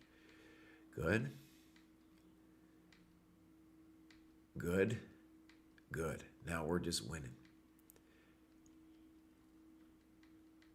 You're basically up a piece. Oh, I don't like it. I don't want to keep the bishop on B8 to keep the rook tied in. You're just up a rook. There we go. Did we miss a mate in one? Checkmate. In any case, he resigned. He's had enough. Very nice finish. And one of the things we could say about this that I think is notable is that you played cautiously, but you were developing your coconuts.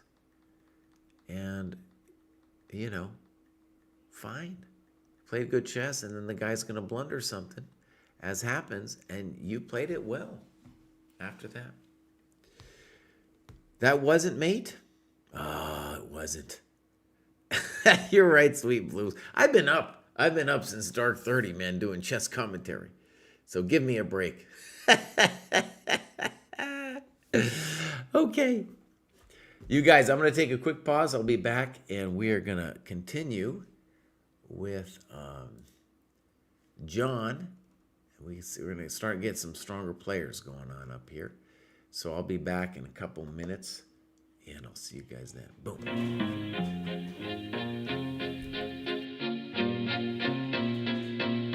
Welcome to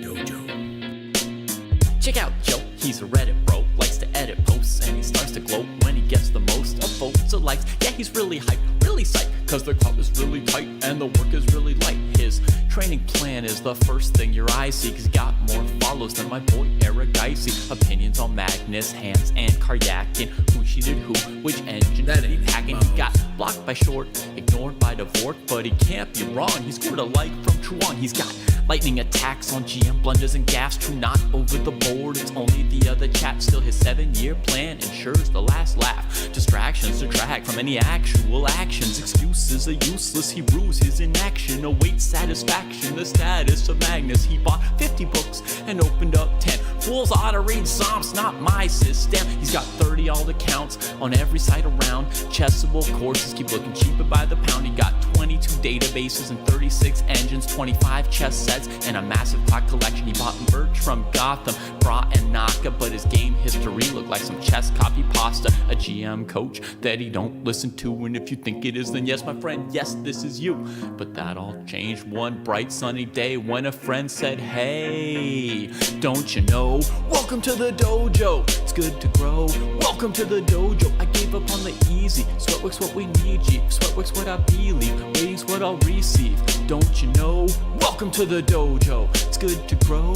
Welcome to the dojo, I stepped away from easy. Sweatwork's what we need, G. If sweatwork's what I believe, ratings what I'll receive.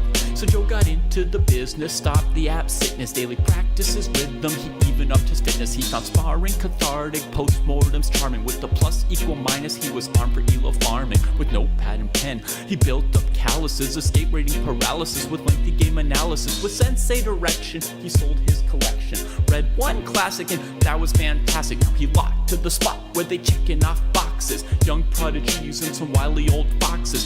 3.5 points per box, that's shocking progress. Goal nearing, cohort cheering, Joe doesn't hear it. He's monotasking, no relaxing, concentration maxing. One book, one board, one set, one thought. Work will work, will work, work, never stop. One book, one board, one set, one thought. Work will work, will work, work, never stop. Now occasionally, he peeps the world of the tweet and laughs when he sees the player that he used to be. Blank face staring, complex plans comparing, while he's dojo training hours a day, playing out positions, transpositions, and growing his board vision. Transition from poser to player, focus without a care. He leaves them complaining in his dust, staying with their week-old ratings. Blast past his week-old rating, each week's a new occasion. He never takes vacation, the work is entertaining, the growth he's maintaining. And now Joe is explaining, hey, don't you know?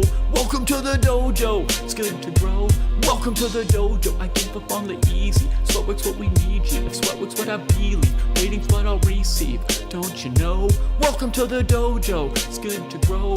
Welcome to the dojo, I gave up on the easy. Sweatwork's what we need, G. If sweatwork's what I believe, ratings what I'll receive. Welcome to the dojo. Welcome to the dojo.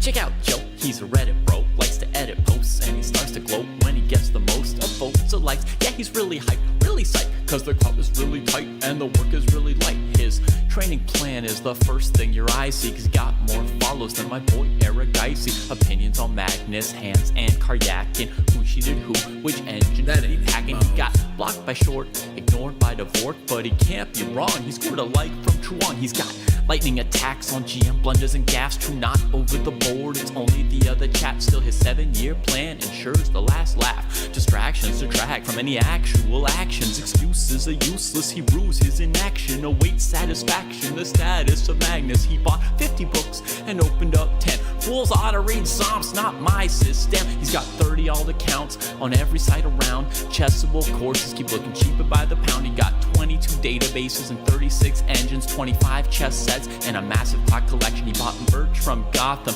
Bra and Naka, but his game history looked like some chess copy pasta. A GM coach that he don't listen to, and if you think it is, then yes, my friend, yes, this is you.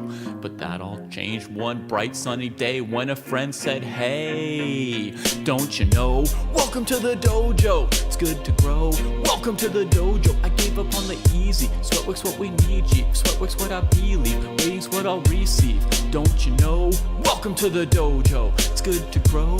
Welcome to the dojo, I stepped away from easy. Sweatwork's what we need, G. If sweatwork's what I believe, waiting's what I'll receive. So Joe got into the business, stopped the app sickness, daily practices, rhythm, he even upped his fitness. He found sparring cathartic, postmortems charming. With the plus equal minus, he was armed for elo farming. With notepad and pen, he built up calluses, escape rating paralysis. With lengthy game analysis, with sensei direction, he sold his collection. Read one classic and that was fantastic. Now he locked to the spot where they checking off boxes. Young prodigies and some wily old foxes. 3.5 points per box, that's shocking progress. Goal nearing, cohort cheering, Joe doesn't hear it. He's monotasking, no relaxing, concentration maxing. One book, one board, one set, one thought. Work will work, will work, work, never stop. One book, one board, one set, one thought. Work will work, will work, work, never stop. Now occasionally, he peeps the world of the tweet and laughs when he sees the player that he used to be. Blank face. Michael Penrose in the YouTube chat saying thank you. Thank you for being here, Penrose. Thank you for giving the shout out to all the people that you did. That was cool. All right, we got John. John doesn't say nothing. Let's go see what's going on with John. He's been working, let's see, sporadically for a while. So good. Not a great, though. I'm not allowed to say great. All right, now we got Speeder playing Jared Hall. Now, Jared Hall is pretty famous. This is a couple months ago from John. Let's go see what's going on. So I'm assuming this was a dojo game because Jared Hall's playing a lot of them dojo games. And we have pretty wild time graphs here. Okay. Good. Let's go game review. Fine. E6. Boom. Boom. And now a very frisky F6, which I don't like. Castles. It's too early. It's too early, Baus. Knight C6. And now rook E1 happens. Ideally, bishop F4 seems better to me. You have to analyze G5, but I don't believe in that for black. So, anyways, rook E1.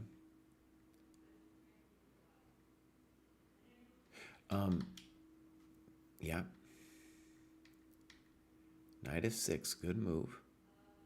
Bishop E3, maybe a good move, but now our rook is kind of out to lunch over here. Bishop D6, rook G5, interesting. Queen E7. To me, Queen C7 or castles feels a little bit more natural, but nothing totally wrong with Queen E7. Knight D2, at least in principle, right? And black is playing very ambitious here. He talks about King F7 as a very wild position. Usually the rook is not hanging out on G5. Black has some real questions to answer here.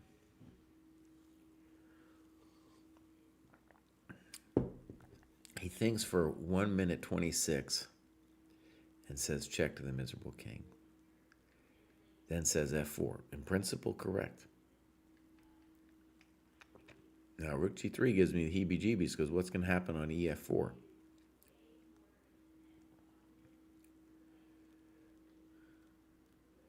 Now, he says this is a mistake and he'd need to play rook B3, but isn't he already toast? Didn't he already lose a coconut? Didn't he already lose that coconut? So, honestly, this was a very interesting opening where F6 to me has to be wrong. But rook e1, the problem that develops here is that his rook is offsides. Now, bishop e3 is well-intentioned, but then it's sending the rook to g5, which, like, no, we don't want to do. So a different move is indicated, as they say, by white. Good move. And then here, he just gets in real trouble real fast because e5 is a hell of a drug. And king f7, exclam.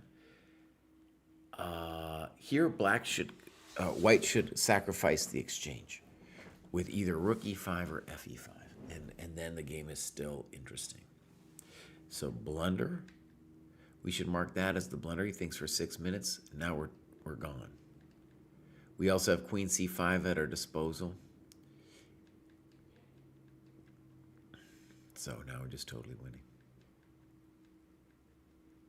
Check to the miserable king. Check to the miserable king. Dang. And he's like, I can't believe they resigned. The jerk. Why did they let me do it?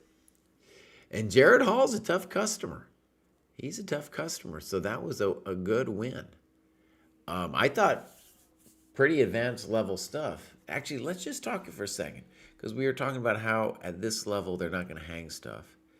And although technically Jared Hall hung something with this move with rook g3, there was a lot of interesting positional stuff happening here with the offsides rook, right? And so that's an example of the kind of mistake where you're going to need to be good at punishing it, stuff like the offside rook. And this thing where you played e5 and king f7, props to you. Props to you. That was really well done. Okay, so, well done there. That was John. John, tell us something about yourself too, bud. Come on now. Heilbo says, my profile isn't very interesting. I've been lazy updating my training progress, and I took a big break from tournament play over the summer. I managed to sustain my current USCF rating even though I haven't been training much, so I feel comfortable graduating. I'm proud of the classical win I had this week at my local club. Notice, as we get higher, we're going to see more people doing OTB. It's my highest rated win ever. It's under my profile as Albert versus Alejandro. In the future, my training will mostly consist of steps, training method, and studying master games. I definitely need to get better at analyzing my own games. My current analysis is usually pretty. Oh, shoot. Oh, man. Okay, I had to step away for half a second. All right, let's go look at this uninteresting profile. One way you can make it more interesting is tell us something about yourself. Clearly, we would want also, you to log your work, but I get it. Notice the staircase here. He's going up in that OTB. So that's really encouraging. Chess steps. Okay, games. Now, I'm going to click this one. And I think, we have Alejandro versus Albert. We got a lot of Alejandros. That's who we're dealing with. But where's this Albert? Okay, hold on. I think that's the one he wants me to look at, but now I don't know how to find it. There we go. There's Alejandro and Albert. So he's playing someone higher rated. We don't have times. Again, it's a little harder to bring in the times. You have to write them down in OTB, but definitely worth it. And here we go. Fine, we're doing great. You're already doing good. Mistake, really, in general, for white to take on d5, as generally the queen is bad when it's developed too early, but here it can't be harassed too easily. Good. Good. And we're going to call that move ambitious. Castles. Good that you didn't play bishop f3. And now f6 was played. I would want you to think about what would happen on, not that far, to e5. All right, f6, kind of fancy. Now e5 for sure. No, he doesn't want it. Now, okay, good. Snip, snop, snook, snark, snick, pop, and a rop. And we're going to say black is a little better. I like your analysis. King e2, rook over. Beautiful. King f3. And now you need a good move. In principle, I don't like much what you did with rook d7, but maybe it's actually not so bad. The dogmatic thing for black to do here would be to play knight e7 to d5. That's where the knight wants to be, being the blockader of the pawn. But your move is growing on me, as I don't see an immediate way for white to really mess with you. Is that messing with you? Maybe a little bit? Well, that's why we do it. See, because here he blows it with rook d3, but already with b4, bishop b6, your bishop is going to be jammed, and you're going to have to eventually take the knight. So that's one of the ways in which, if you just played knight e7, d5, we're going to call that the classical approach, would have been better. Now, your opponent plays rook d3, which maybe, but clearly he's lost his mind. He doesn't know what he's doing. What do you mean rook d1? Good move. And now we're just going to win it. He thought maybe he was winning the exchange. He is wrong. Good. And now he might have thought that he was getting away with knight g7, but we have a thing called an intermezzo there. Oh, that's a nice move. Huh? Good move. Good move. Good move. Dang. Dang. Alejandro, but I bet Albert wasn't too happy about that. I bet Alejandro wasn't too happy about that. Now, I want to say just one quick thing. You got this great position out of the opening, and I think something like this of knowing the plan of knight e7 to d5 is very helpful in thinking about how your chess could grow from here. Just the knowledge of like, oh, that's what you do, right? That will help you immensely. But other than that, I really like that you outplayed this guy. And he clearly lost his way when doing all this stuff. Okay, well done. Let's continue. Next up, we got DB.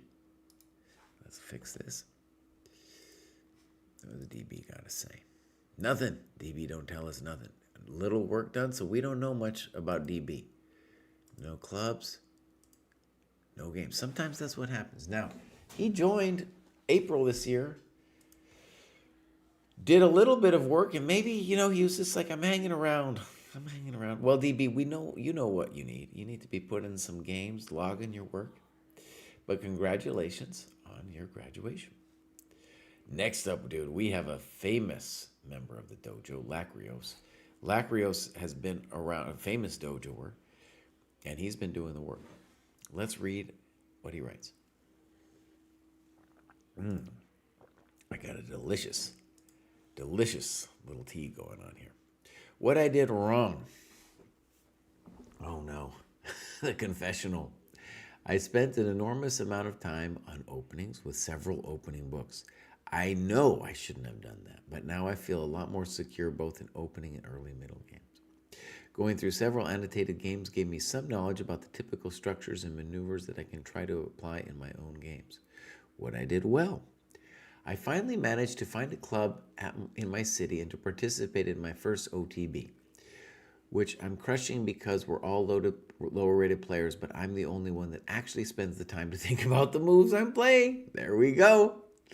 It's awesome getting to spend time with like-minded people, doing postmortems, and being able to review my games with players a lot stronger than me. This entire thing is what I think helped me push me through to the next level in the months since I entered the chess club. A suggestion for the dojo. Add additional resources for tactics training for each cohort. I agree. I spent several months in this one, and I usually always do the tactics first. However, a few months in, I had basically stopped doing tactics because I cannot seem to calculate with the same effort and intensity with Lichess tactics as I can by sitting down with a book. Thank you. I decided to take up a new tactics book by myself and managed to rekindle my tactical awareness. Oh, I'm going to use this as fodder for our inner dojo fights. So, absolutely, Lacrios. And, you know, it's mostly a tech problem because here's the situation. We have a certain amount of tactics that we think, hey, if you did this, you'd reach it to the next level. But if you don't reach the next level, then you need to have some kind of diet of tactics. And you're absolutely right. It can't be some Lichess thing. So the tech problem was, how do we add this to players' profiles without adding it to that cohort's tasks, right? So that's our grief, and it's definitely solvable, but it's got to get done. So what I'm going to do is I'm going to copy and paste this into our little group chat at the dojo right now before it is forgotten, Lacrios, because you are absolutely right, and I'm going to yell at these fools. So from Lacrios, R.E. our tactics fail. Quote, boom. All right, well done. I love to have my prejudices confirmed in real life. I could talk at length about what Lacrios is saying. All right, now, one of the cool things we're seeing on Lacrios' profile, 28-year-old programmer located in Italy. Yeah, I remember this. Dojo's been around. Lacrios has been here for a bit. Is what you can see in this profile is something really that will happen with any chess player is they start and they have a huge push up. Let's call those the newbie gains, and then it gets a little harder. But notice he's still going up. The man is still going up, and it's a beautiful thing to see. He is working. Oh, man, he's doing some work, mostly non-dojo work. As you can see, all that red in there was when he was doing the openings. And it's partly our fault because what happened, maybe partly, was he ran out of tactics, and then he was like, well, I guess I'll do a bunch of openings. And that's all that red in there.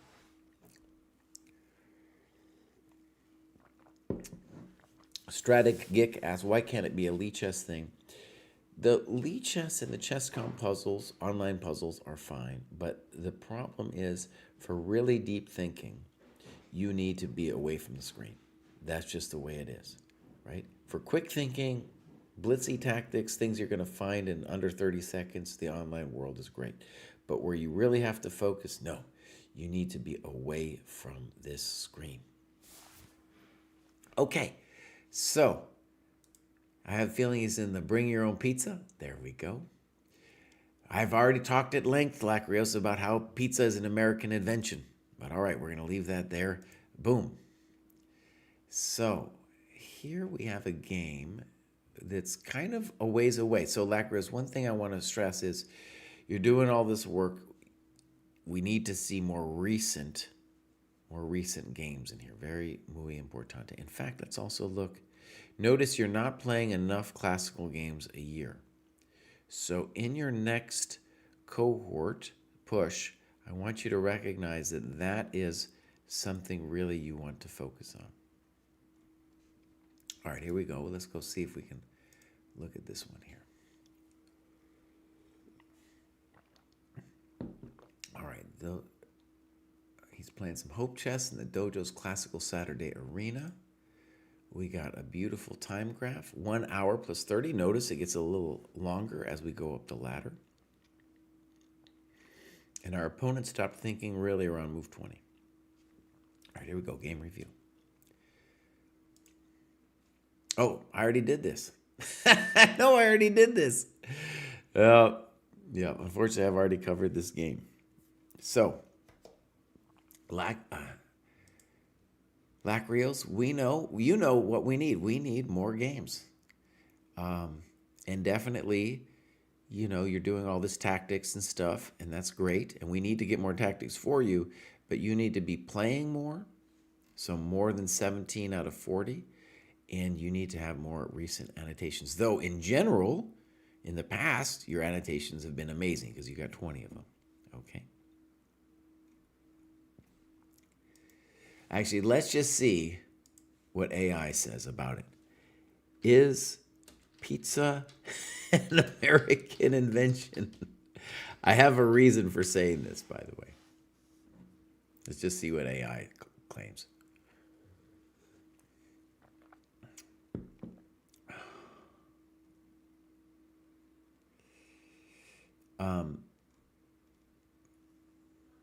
Yeah, it's saying Italy, Naples, but American evolution, my friend. But more importantly, this was the tale that I heard was that after World War II, so pizza is already around, but it's not super popular until after World War II. I'm just going to leave it there. I'm going to leave it there. I want to leave it there. I'm just going to get in trouble, dude. I don't want to get in trouble. Sweet Blue says claiming pizza as an American invention is the most American thing I've ever heard. Yeah. Well, they might have invented it, but we perfected it. There we go. I don't eat pizza anymore. My kids, I think it's a kid food. I think of it as a kid food. Here we go. GP says, I was on a family vacation. I couldn't put in as much time the last week, but happy to finish the Mastering Time in Chess course. Beautiful. Thank you. I love the structure of having targeted and focused study goals weekly and daily. I like that I can add courses and study material that I have outside of the dojo and still incorporate it within my study. I have found the book and course recommendations super helpful. The sparring positions and tactic goals are fantastic. Improvements that I would like to see in the way to connect with people in order to complete game review tasks. I would recommend having people set up with 6 members to work with, 2 mentors, 2 training partners, 2 mentees. This would give people you can automatically connect with and not go searching and hoping people respond on Discord. It would be nice if we could substitute material for others. I have other ideas, but too much to write. Looking forward to progressing through the training program. Yeah, and I want to say in terms of connecting with people, we have a big new thought that we're developing, and it's going to be launched January 1st. If you're in the Discord, we made an announcement about it today. Okay, now we got Herbie RTTV says, the kind of pizza you can order everywhere, it is indeed from the U.S. The Italian proper kind of pizza comes from Italy. The concept of put stuff between a flatbread and cheese and bake it until done can be traced back to before Christ. Okay, that's a good synopsis. Okay, let's look at GP. My name is Gary, but many of my friends call me GP. He's on the East Coast. Marshall Chess Club. Middle school teacher, 3-year-old son. There we go. Looks great. Okay, so this is the famous GP. He's got a USCF, which is flying up there. 1411, so really he could graduate again. Joined the dojo a month or so ago and has been just crushing it. And yeah, he's doing good. All right, let's see if we got some clubs. New York City, boom. I have a feeling I remember GP. In any case, he has one game. All games, by the way, should be in this My Games folder. All right, this one's pretty recent. This looks like an OTB game. This is from the Marshall Club. Beautiful club. I got to go there and study with Grandmaster Edmar Mendes when I was a kid. As you can see, you can put in the times. Notice that both players moving a little too fast here. Okay, let's go game review.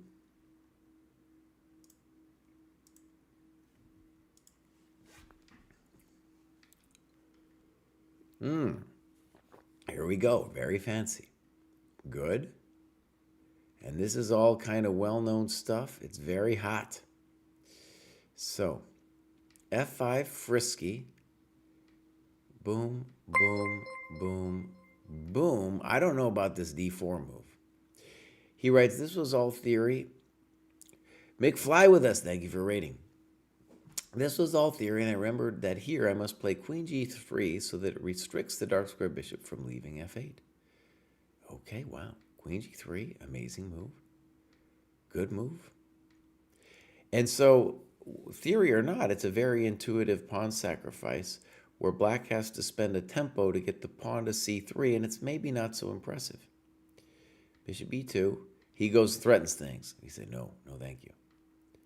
a3, no thank you. Knight g5. In some lines, jumping the knight to g5 to attack the bishop is very common, so I thought this would be good. It's important to say that it loses you a tempo. I would prefer seeing either rook b1 or castles, because here you're gifting him development when you do this. All right, bishop f4. You say, first I must protect my hanging pawn. Okay, castles, castles. Very interesting position. Check to the miserable king. h6, he's trying to line you up. Critical moment, you play queen g7. h6, when black pushed h6, I felt this was a big mistake. It allows me to pick up the g7 pawn and then pretty much exchange the queens on f6. Okay, very nice. This position, by the way, you should be worried about it. He has the right idea with g5, by the way. And if you imagine maybe a move like this, this would be kind of hard to meet because he just wants to body slam you with g5, and, you know, it's not the easiest thing to meet. So I would say the knight g5 thing, the important thing to see is you developed his business when you did it. You might have taken the bishop, but you developed his business. Good move. Good move. And now we gotta like your position because the f-pawn is weak, because your f-pawn is alive. Here we go, rook f8, and you spent 3 minutes, good time usage, by the way, on bishop f3. You write, my idea here was to capture the knight, ruining their structure. Also, if he takes on f6, you have the bishop c6, bishop e5 skewer. I visualize it perfectly because afterwards I noticed that after rook f6, the rook can just take back on c6. Very good. Which would not double their pawns and would not give me the skewer. So my mistake there. Now, here's the interesting thing.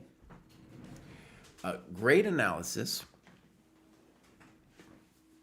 And what we want to do is try to imagine if we had a better move, okay? So bishop f3 certainly looks logical, but really important with the annotation to be like, well, what should I have done? What was the right move then? And this one isn't an easy position. There's all kinds of stuff going on here. I don't know, just looking at it, honestly. I believe in your position, but it's, you know, it's obviously hectic. At some point, this knight d4 is going to become a real nuisance.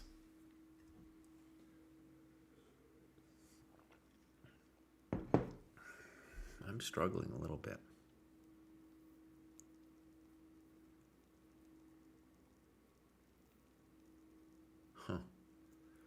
Okay, bishop f3.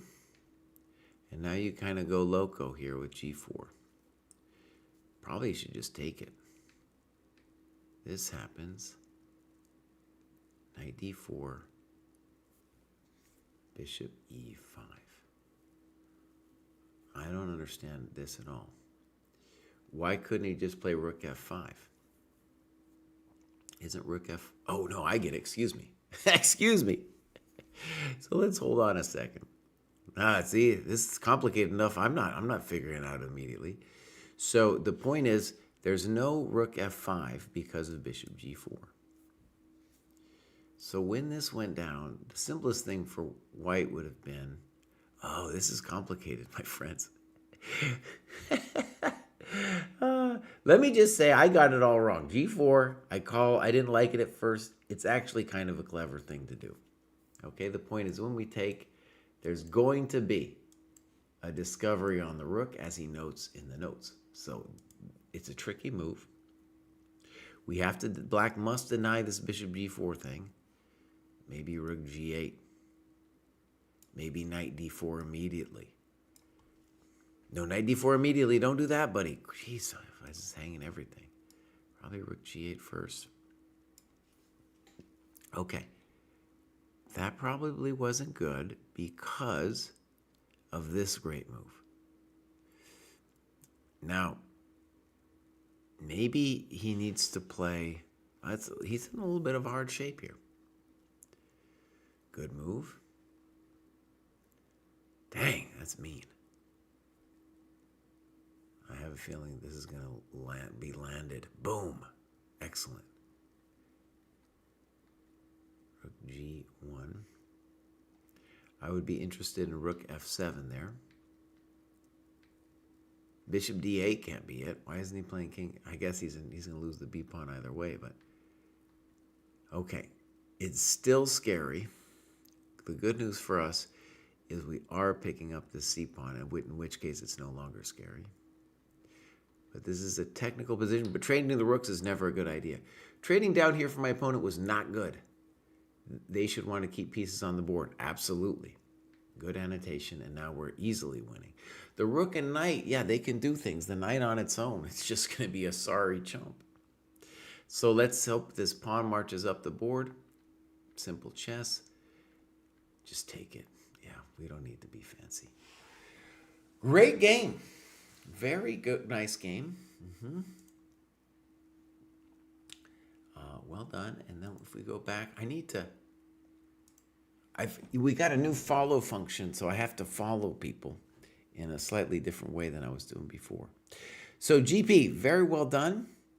Yeah, I got to go up and play a tournament at the Marshall again. I haven't been there for years. We got Ariel coming up next. Ariel R. Joined the dojo pretty recently, going to 13-19. Did a little bit of work and then bam, got up there. So clubs, nothing. Games. We got a game here. This is Ariel. And this one looks like an OTB, so I'm going to choose that one on principle. So, boom, you can see this is a 45 plus 30. And the good news here is we did much better. This is actually, I guess it's a real game. I mean, a real game. An online game. But very typical where the dojo player was thinking and the other player was not. All right, game review.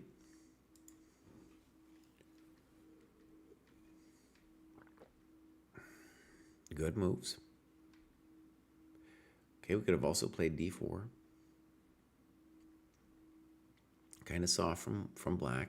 B4, good move. Good move. You're doing great. Good. Creative.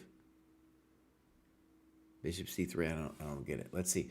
My idea was to play B4, B5, and after A, B, C, B, his knight gets kicked into his back rank because the bishop is in control.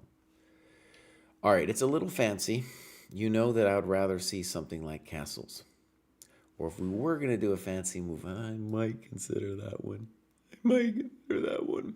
Just to control F5.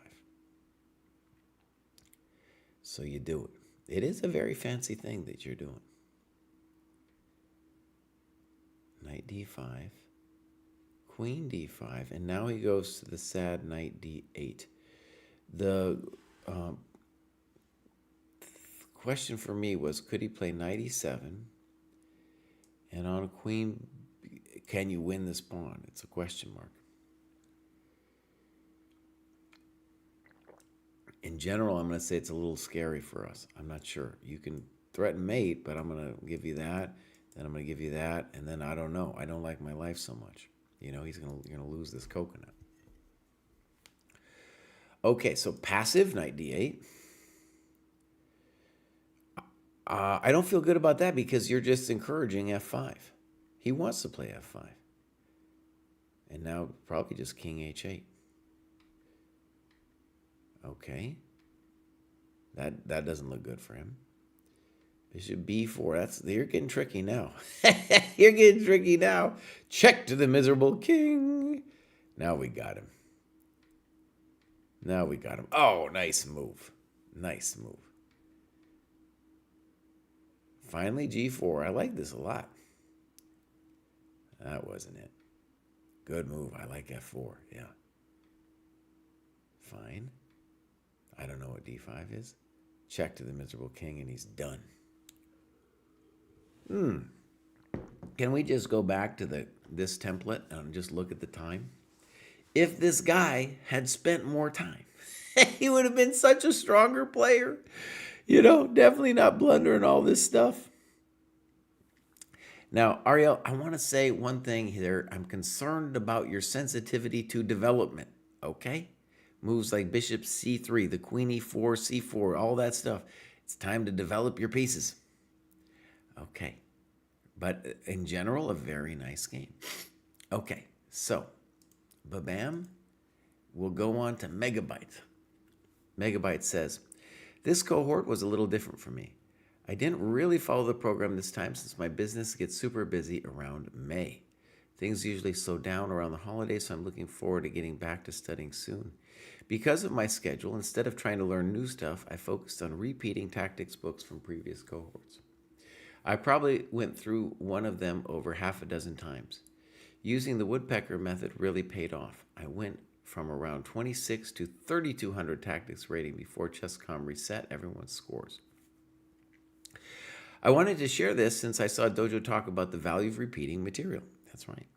Even though I didn't follow the program this time, this approach worked great for me and might help others who feel they're struggling with tactics in their current cohort. Great. Yeah, and woodpecker is kind of curious because it has different levels of problems. And so there's some ones, I don't forgot, they have different tiers of problems, and their hard ones are kind of legitimately hard. I think one thing he's saying that I don't know how to incorporate into the program is how do we put it into the program that you repeat stuff? Bruce, for one, just despises the idea of ever repeating things. So there's that block. There's that block. But also, how do you tell people in a way where they can understand it that repeating the material is a great thing? Like, for example, with Lacrios earlier, maybe the way to deal with it is to say, listen, we believe in repeating it, so you should repeat the tactics books that you've already done. I think there would be a lot of rebellion on that because I think a lot of people are like, what? I already did it. But I want to stress it is a really valuable thing to repeat, especially hard tactics puzzles. If you repeat it right away, which is kind of what the woodpecker wanted people to do with their series, it's too easy. Like, I repeated the woodpecker stuff and I was able to find the hard ones. I just remembered it. But if you give me like 3 or 4 months, it might be somewhere in my subconscious, but it's not going to really be there. I might remember a couple problems, but mostly the idea would be, can I do it just a little bit faster than I did it the first time around? A little bit more accurate as well. Okay. So here's Megabytes. He joined a while back. He's doing sporadic work. You can see he got busy in May and has come back now towards the holidays, as he said. Gone up to 1604, so that's really cool. What kind of clubs we got going on? North Texas, okay. When I ever think of North Texas, I think of the Panhandle, but that's not what they mean when they say North Texas. Okay, games. My games. Nothing. Oh, Megabytes. But we had that whole talk. You gave that whole spiel. It was so good. And now we're just talking rapid games. I'm not going to cover some rapid game, Megabytes. Oh, man. Yeah, can't do that. He talks about Danya doing his speed runs. That's good. That's cool.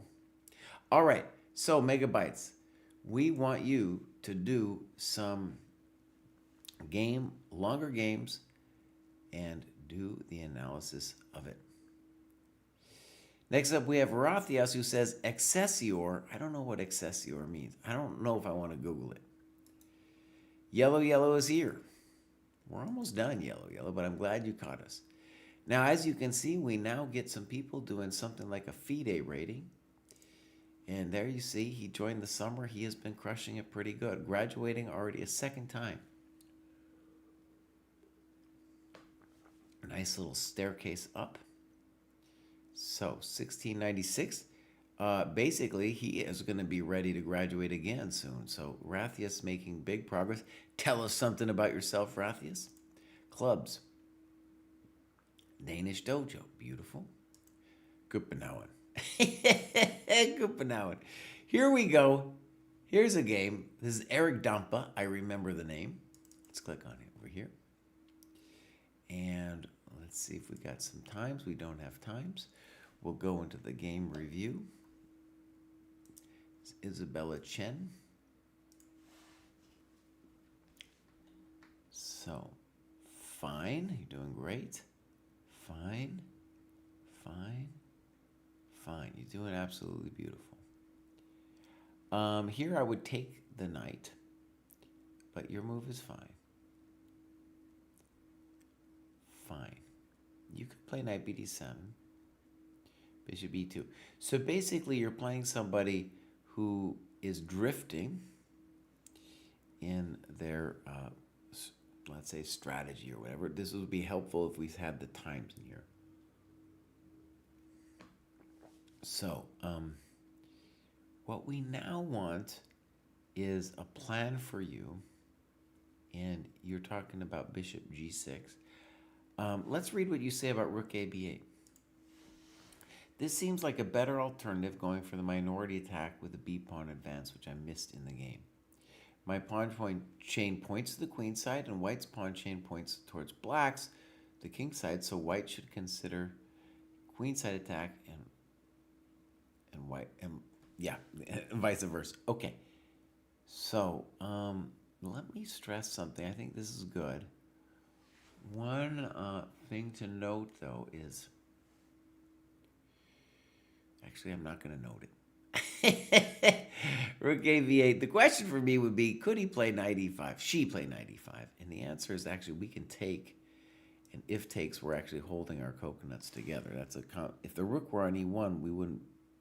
No, even with rook e1, well, I guess we could do this. So the good news is knight e5 doesn't work. Therefore, rook a b8, intending b5, b4 is a thing. One thing we want to tell Eric is that the knowledge of plans like this is going to be the kind of thing that will really help you in your competitive games at this level. Notice, when we're talking about the beginning of the graduate show, we're talking about people hanging their stuff. Isabella Chen has made several compromising moves in terms of strategic play, but she hasn't hung anything. And you're going to need to take advantage of things like the minority attack when she gives you that time. There's a book called 47 Ways to Mess Up Your Opponent. I don't know if that's actually its name. I believe it's 47 methods. And one of the methods they talk about is the minority attack. And I'm just saying, like, hey, if we have a kind of a database in our head of what that all looks like, then that's a good thing. All right, knight b3 doesn't make sense. Maybe knight h4, good. a5, I don't know about this. All right, she goes and exchanges. b6, good move. We can't allow knight c5. I believe in this for you. I believe in this for you. Good. Good. Interesting position. b3 is a very frisky move on Isabella's part because she is dramatically weakening her business. It's probably better for her to try to sit with a move like a3 at this point. Okay, b5. Rook fc8 definitely makes a lot more sense to me, and there's no reason why we can't just start with ab, just to make our life easier. She takes, maybe not great. C2, good. Snip, snop. Now, why didn't we play rook C8? Doesn't that make more sense? Pin her down to her pawn. Good. You're still doing great. Okay. Good. I don't like her move. Good. Check the miserable king. And now A3. Beautiful. Knight D3. And you played F6. And you have a great variation about rook B2. I was just looking at rook B2. I wasn't sure it worked right away, but it looks very promising. We had an amazing game today, my friends. With Levon as black against Wojtasek, and he had pawns on A3 and B2, and he was down a rook. And he had all these tactics. We thought maybe he should have won, but he just needed a draw anyway. He was lost probably because he was down a rook, but it was like such fascinating play.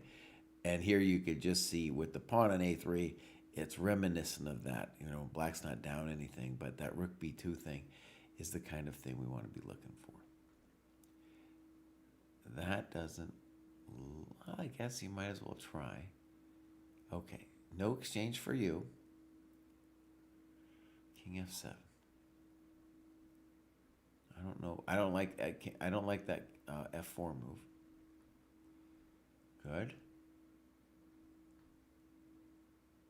Getting freaky. I don't know about G5 either. No, we're just kind of, we're doing some meandering, my friends. We're doing the old meander. Wait, why are we giving a draw? Okay, so Eric, very important here to put the times in. Did you? I don't think you put them in, if I remember right. No, there was no times. So important to say the times would help us understand this draw offer. It is definitely a position where we want you to play on. Maybe it is technically a draw or something, but we definitely want you to play on. In this position, the minimum we can do some business like this. Yeah, we're always going to be a little bit better. Maybe white is equal, but we're going to play on. And I like your annotations a lot.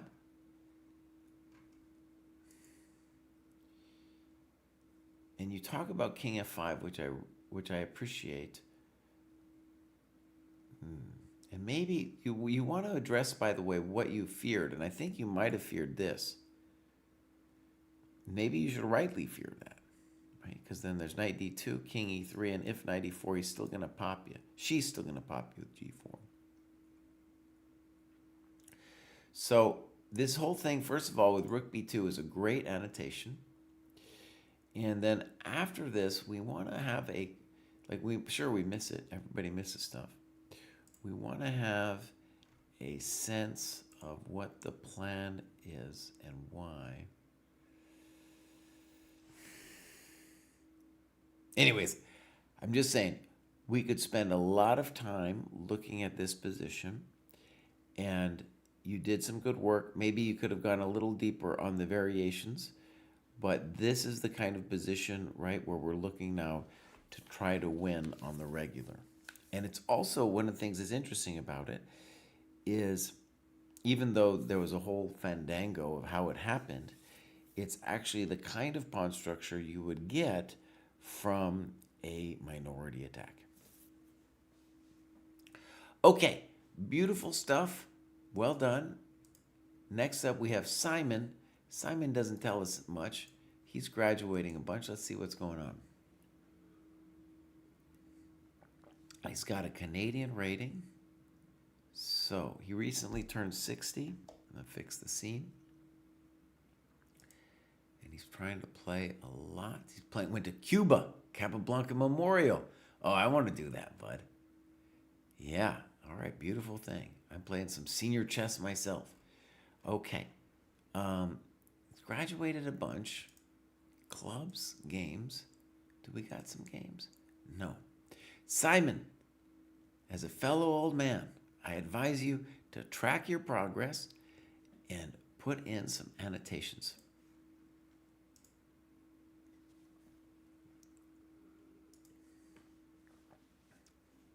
We had a question that probably been there forever, I haven't answered. Is the Puzzle Rush still in the dojo program? Yes, it is. We are developing our own tactics trainers, however. All right, here we got NNRS. I don't know what that means. They're at 1812. Sporadic logging of stuff. Clubs, games, nothing. Okay, we don't got it. That's okay. NNRS, we know what we need. A lot of times we see in the Dojo graduate program that the higher rated players are the worst when it comes to annotating their games. Why? Because they're terrified. I mean that seriously. They're terrified of looking at their own business.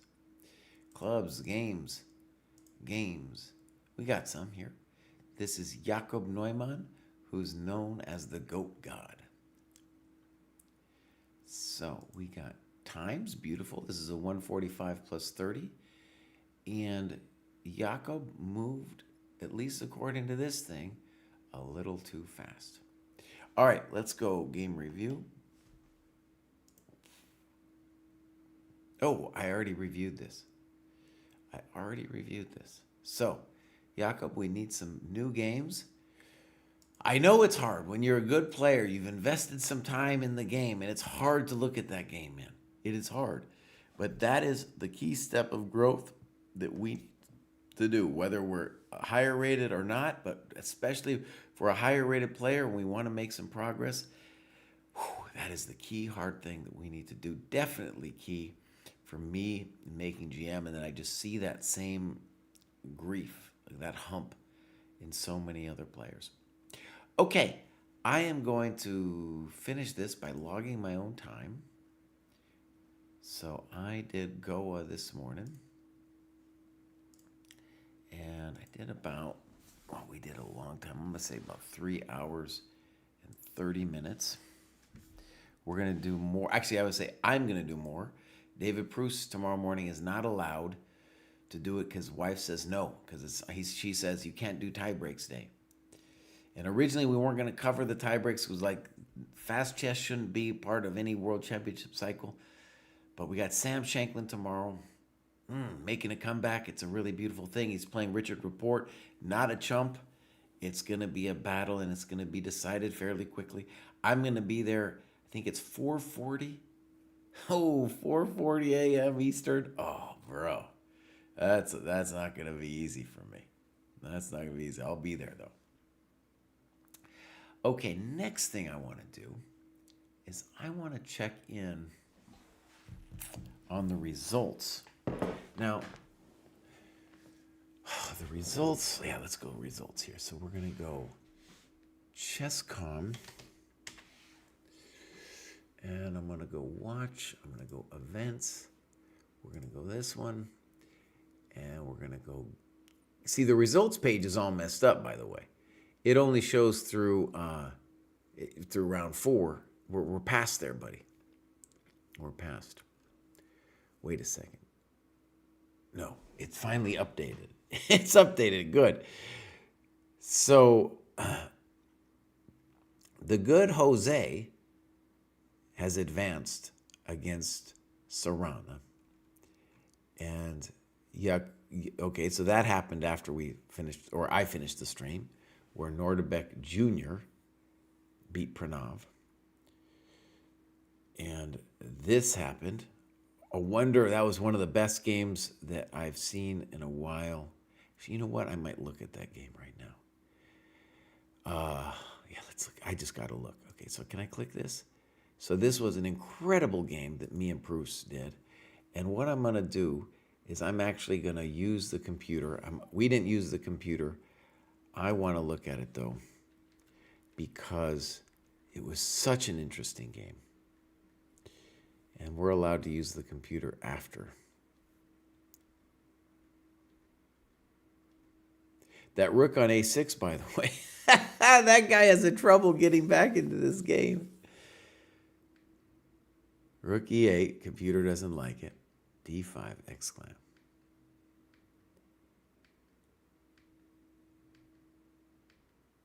Wow. Okay. This part of the game I wasn't watching. I can tell you when I eventually watched it. Computer didn't like that. h4. Dang. So gh4, knight e4 is going to go down. That's an intense move right there. h4. Good. Damn. Now we're definitely better. Oh my God. Queen d2 exclam. Now we're just, it feels like we're winning, bro. Check. We got to be winning. Are we kidding me? Rook e2. Yeah, around this is where we started watching. Excuse me. Excuse me. I got some tissues for my issues. Okay, so this is where we started watching. Rook g8. He doesn't like queen h6. And queen h6 certainly very... But also, like, the problem with queen h6 is d5, which is hard. No one believed that. Rook g4. Boom, boom. f6. f6. This is where we... Yeah. Rook h1. It doesn't like it. What's rook f5?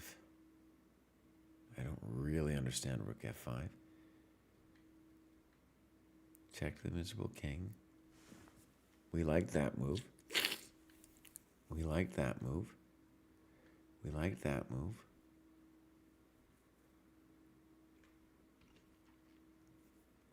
Okay, rook e4.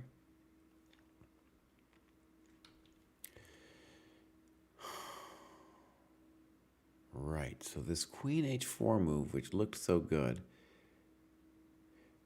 a very hard position to evaluate. We both felt like white had to be clearly better. The machine's downplaying it. King b6, exclam. Rook c8, exclam. d5, it doesn't like it. This is so hot. All right, d5, totally the human move. Queen d5, no one would play. Rook g8, maybe somebody would play. Okay.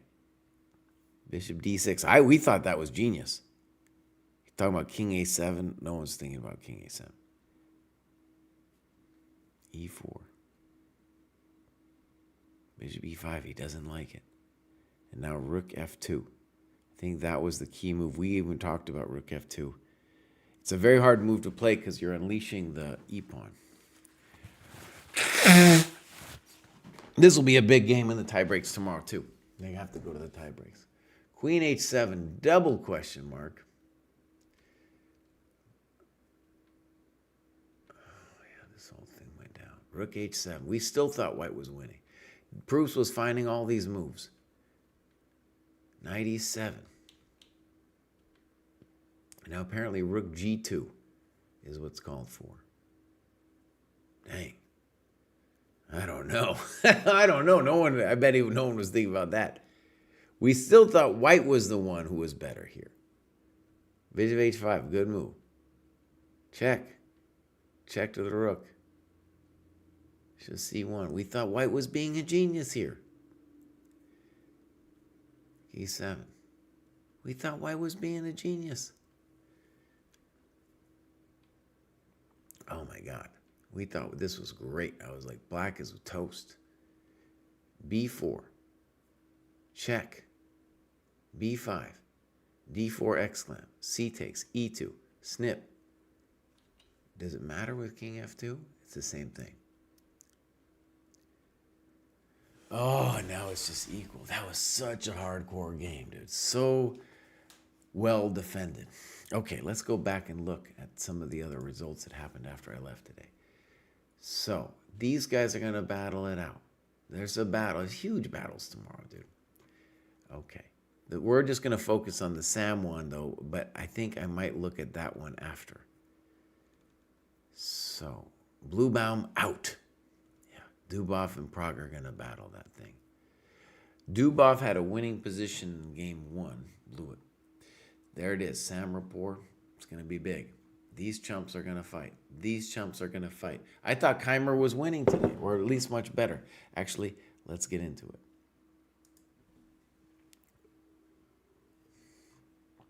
Let's go here.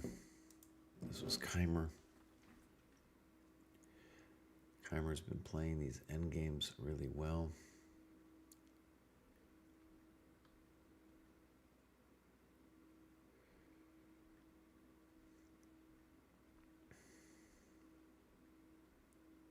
Wow, H3. Okay.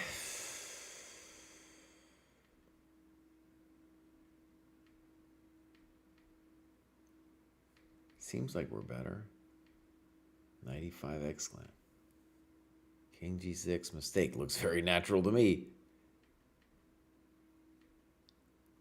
Yeah, this is where I looked and I was like, oh yeah, white's better. Knight C6 exclam. King D2. Check. Here. Check. It's not a check.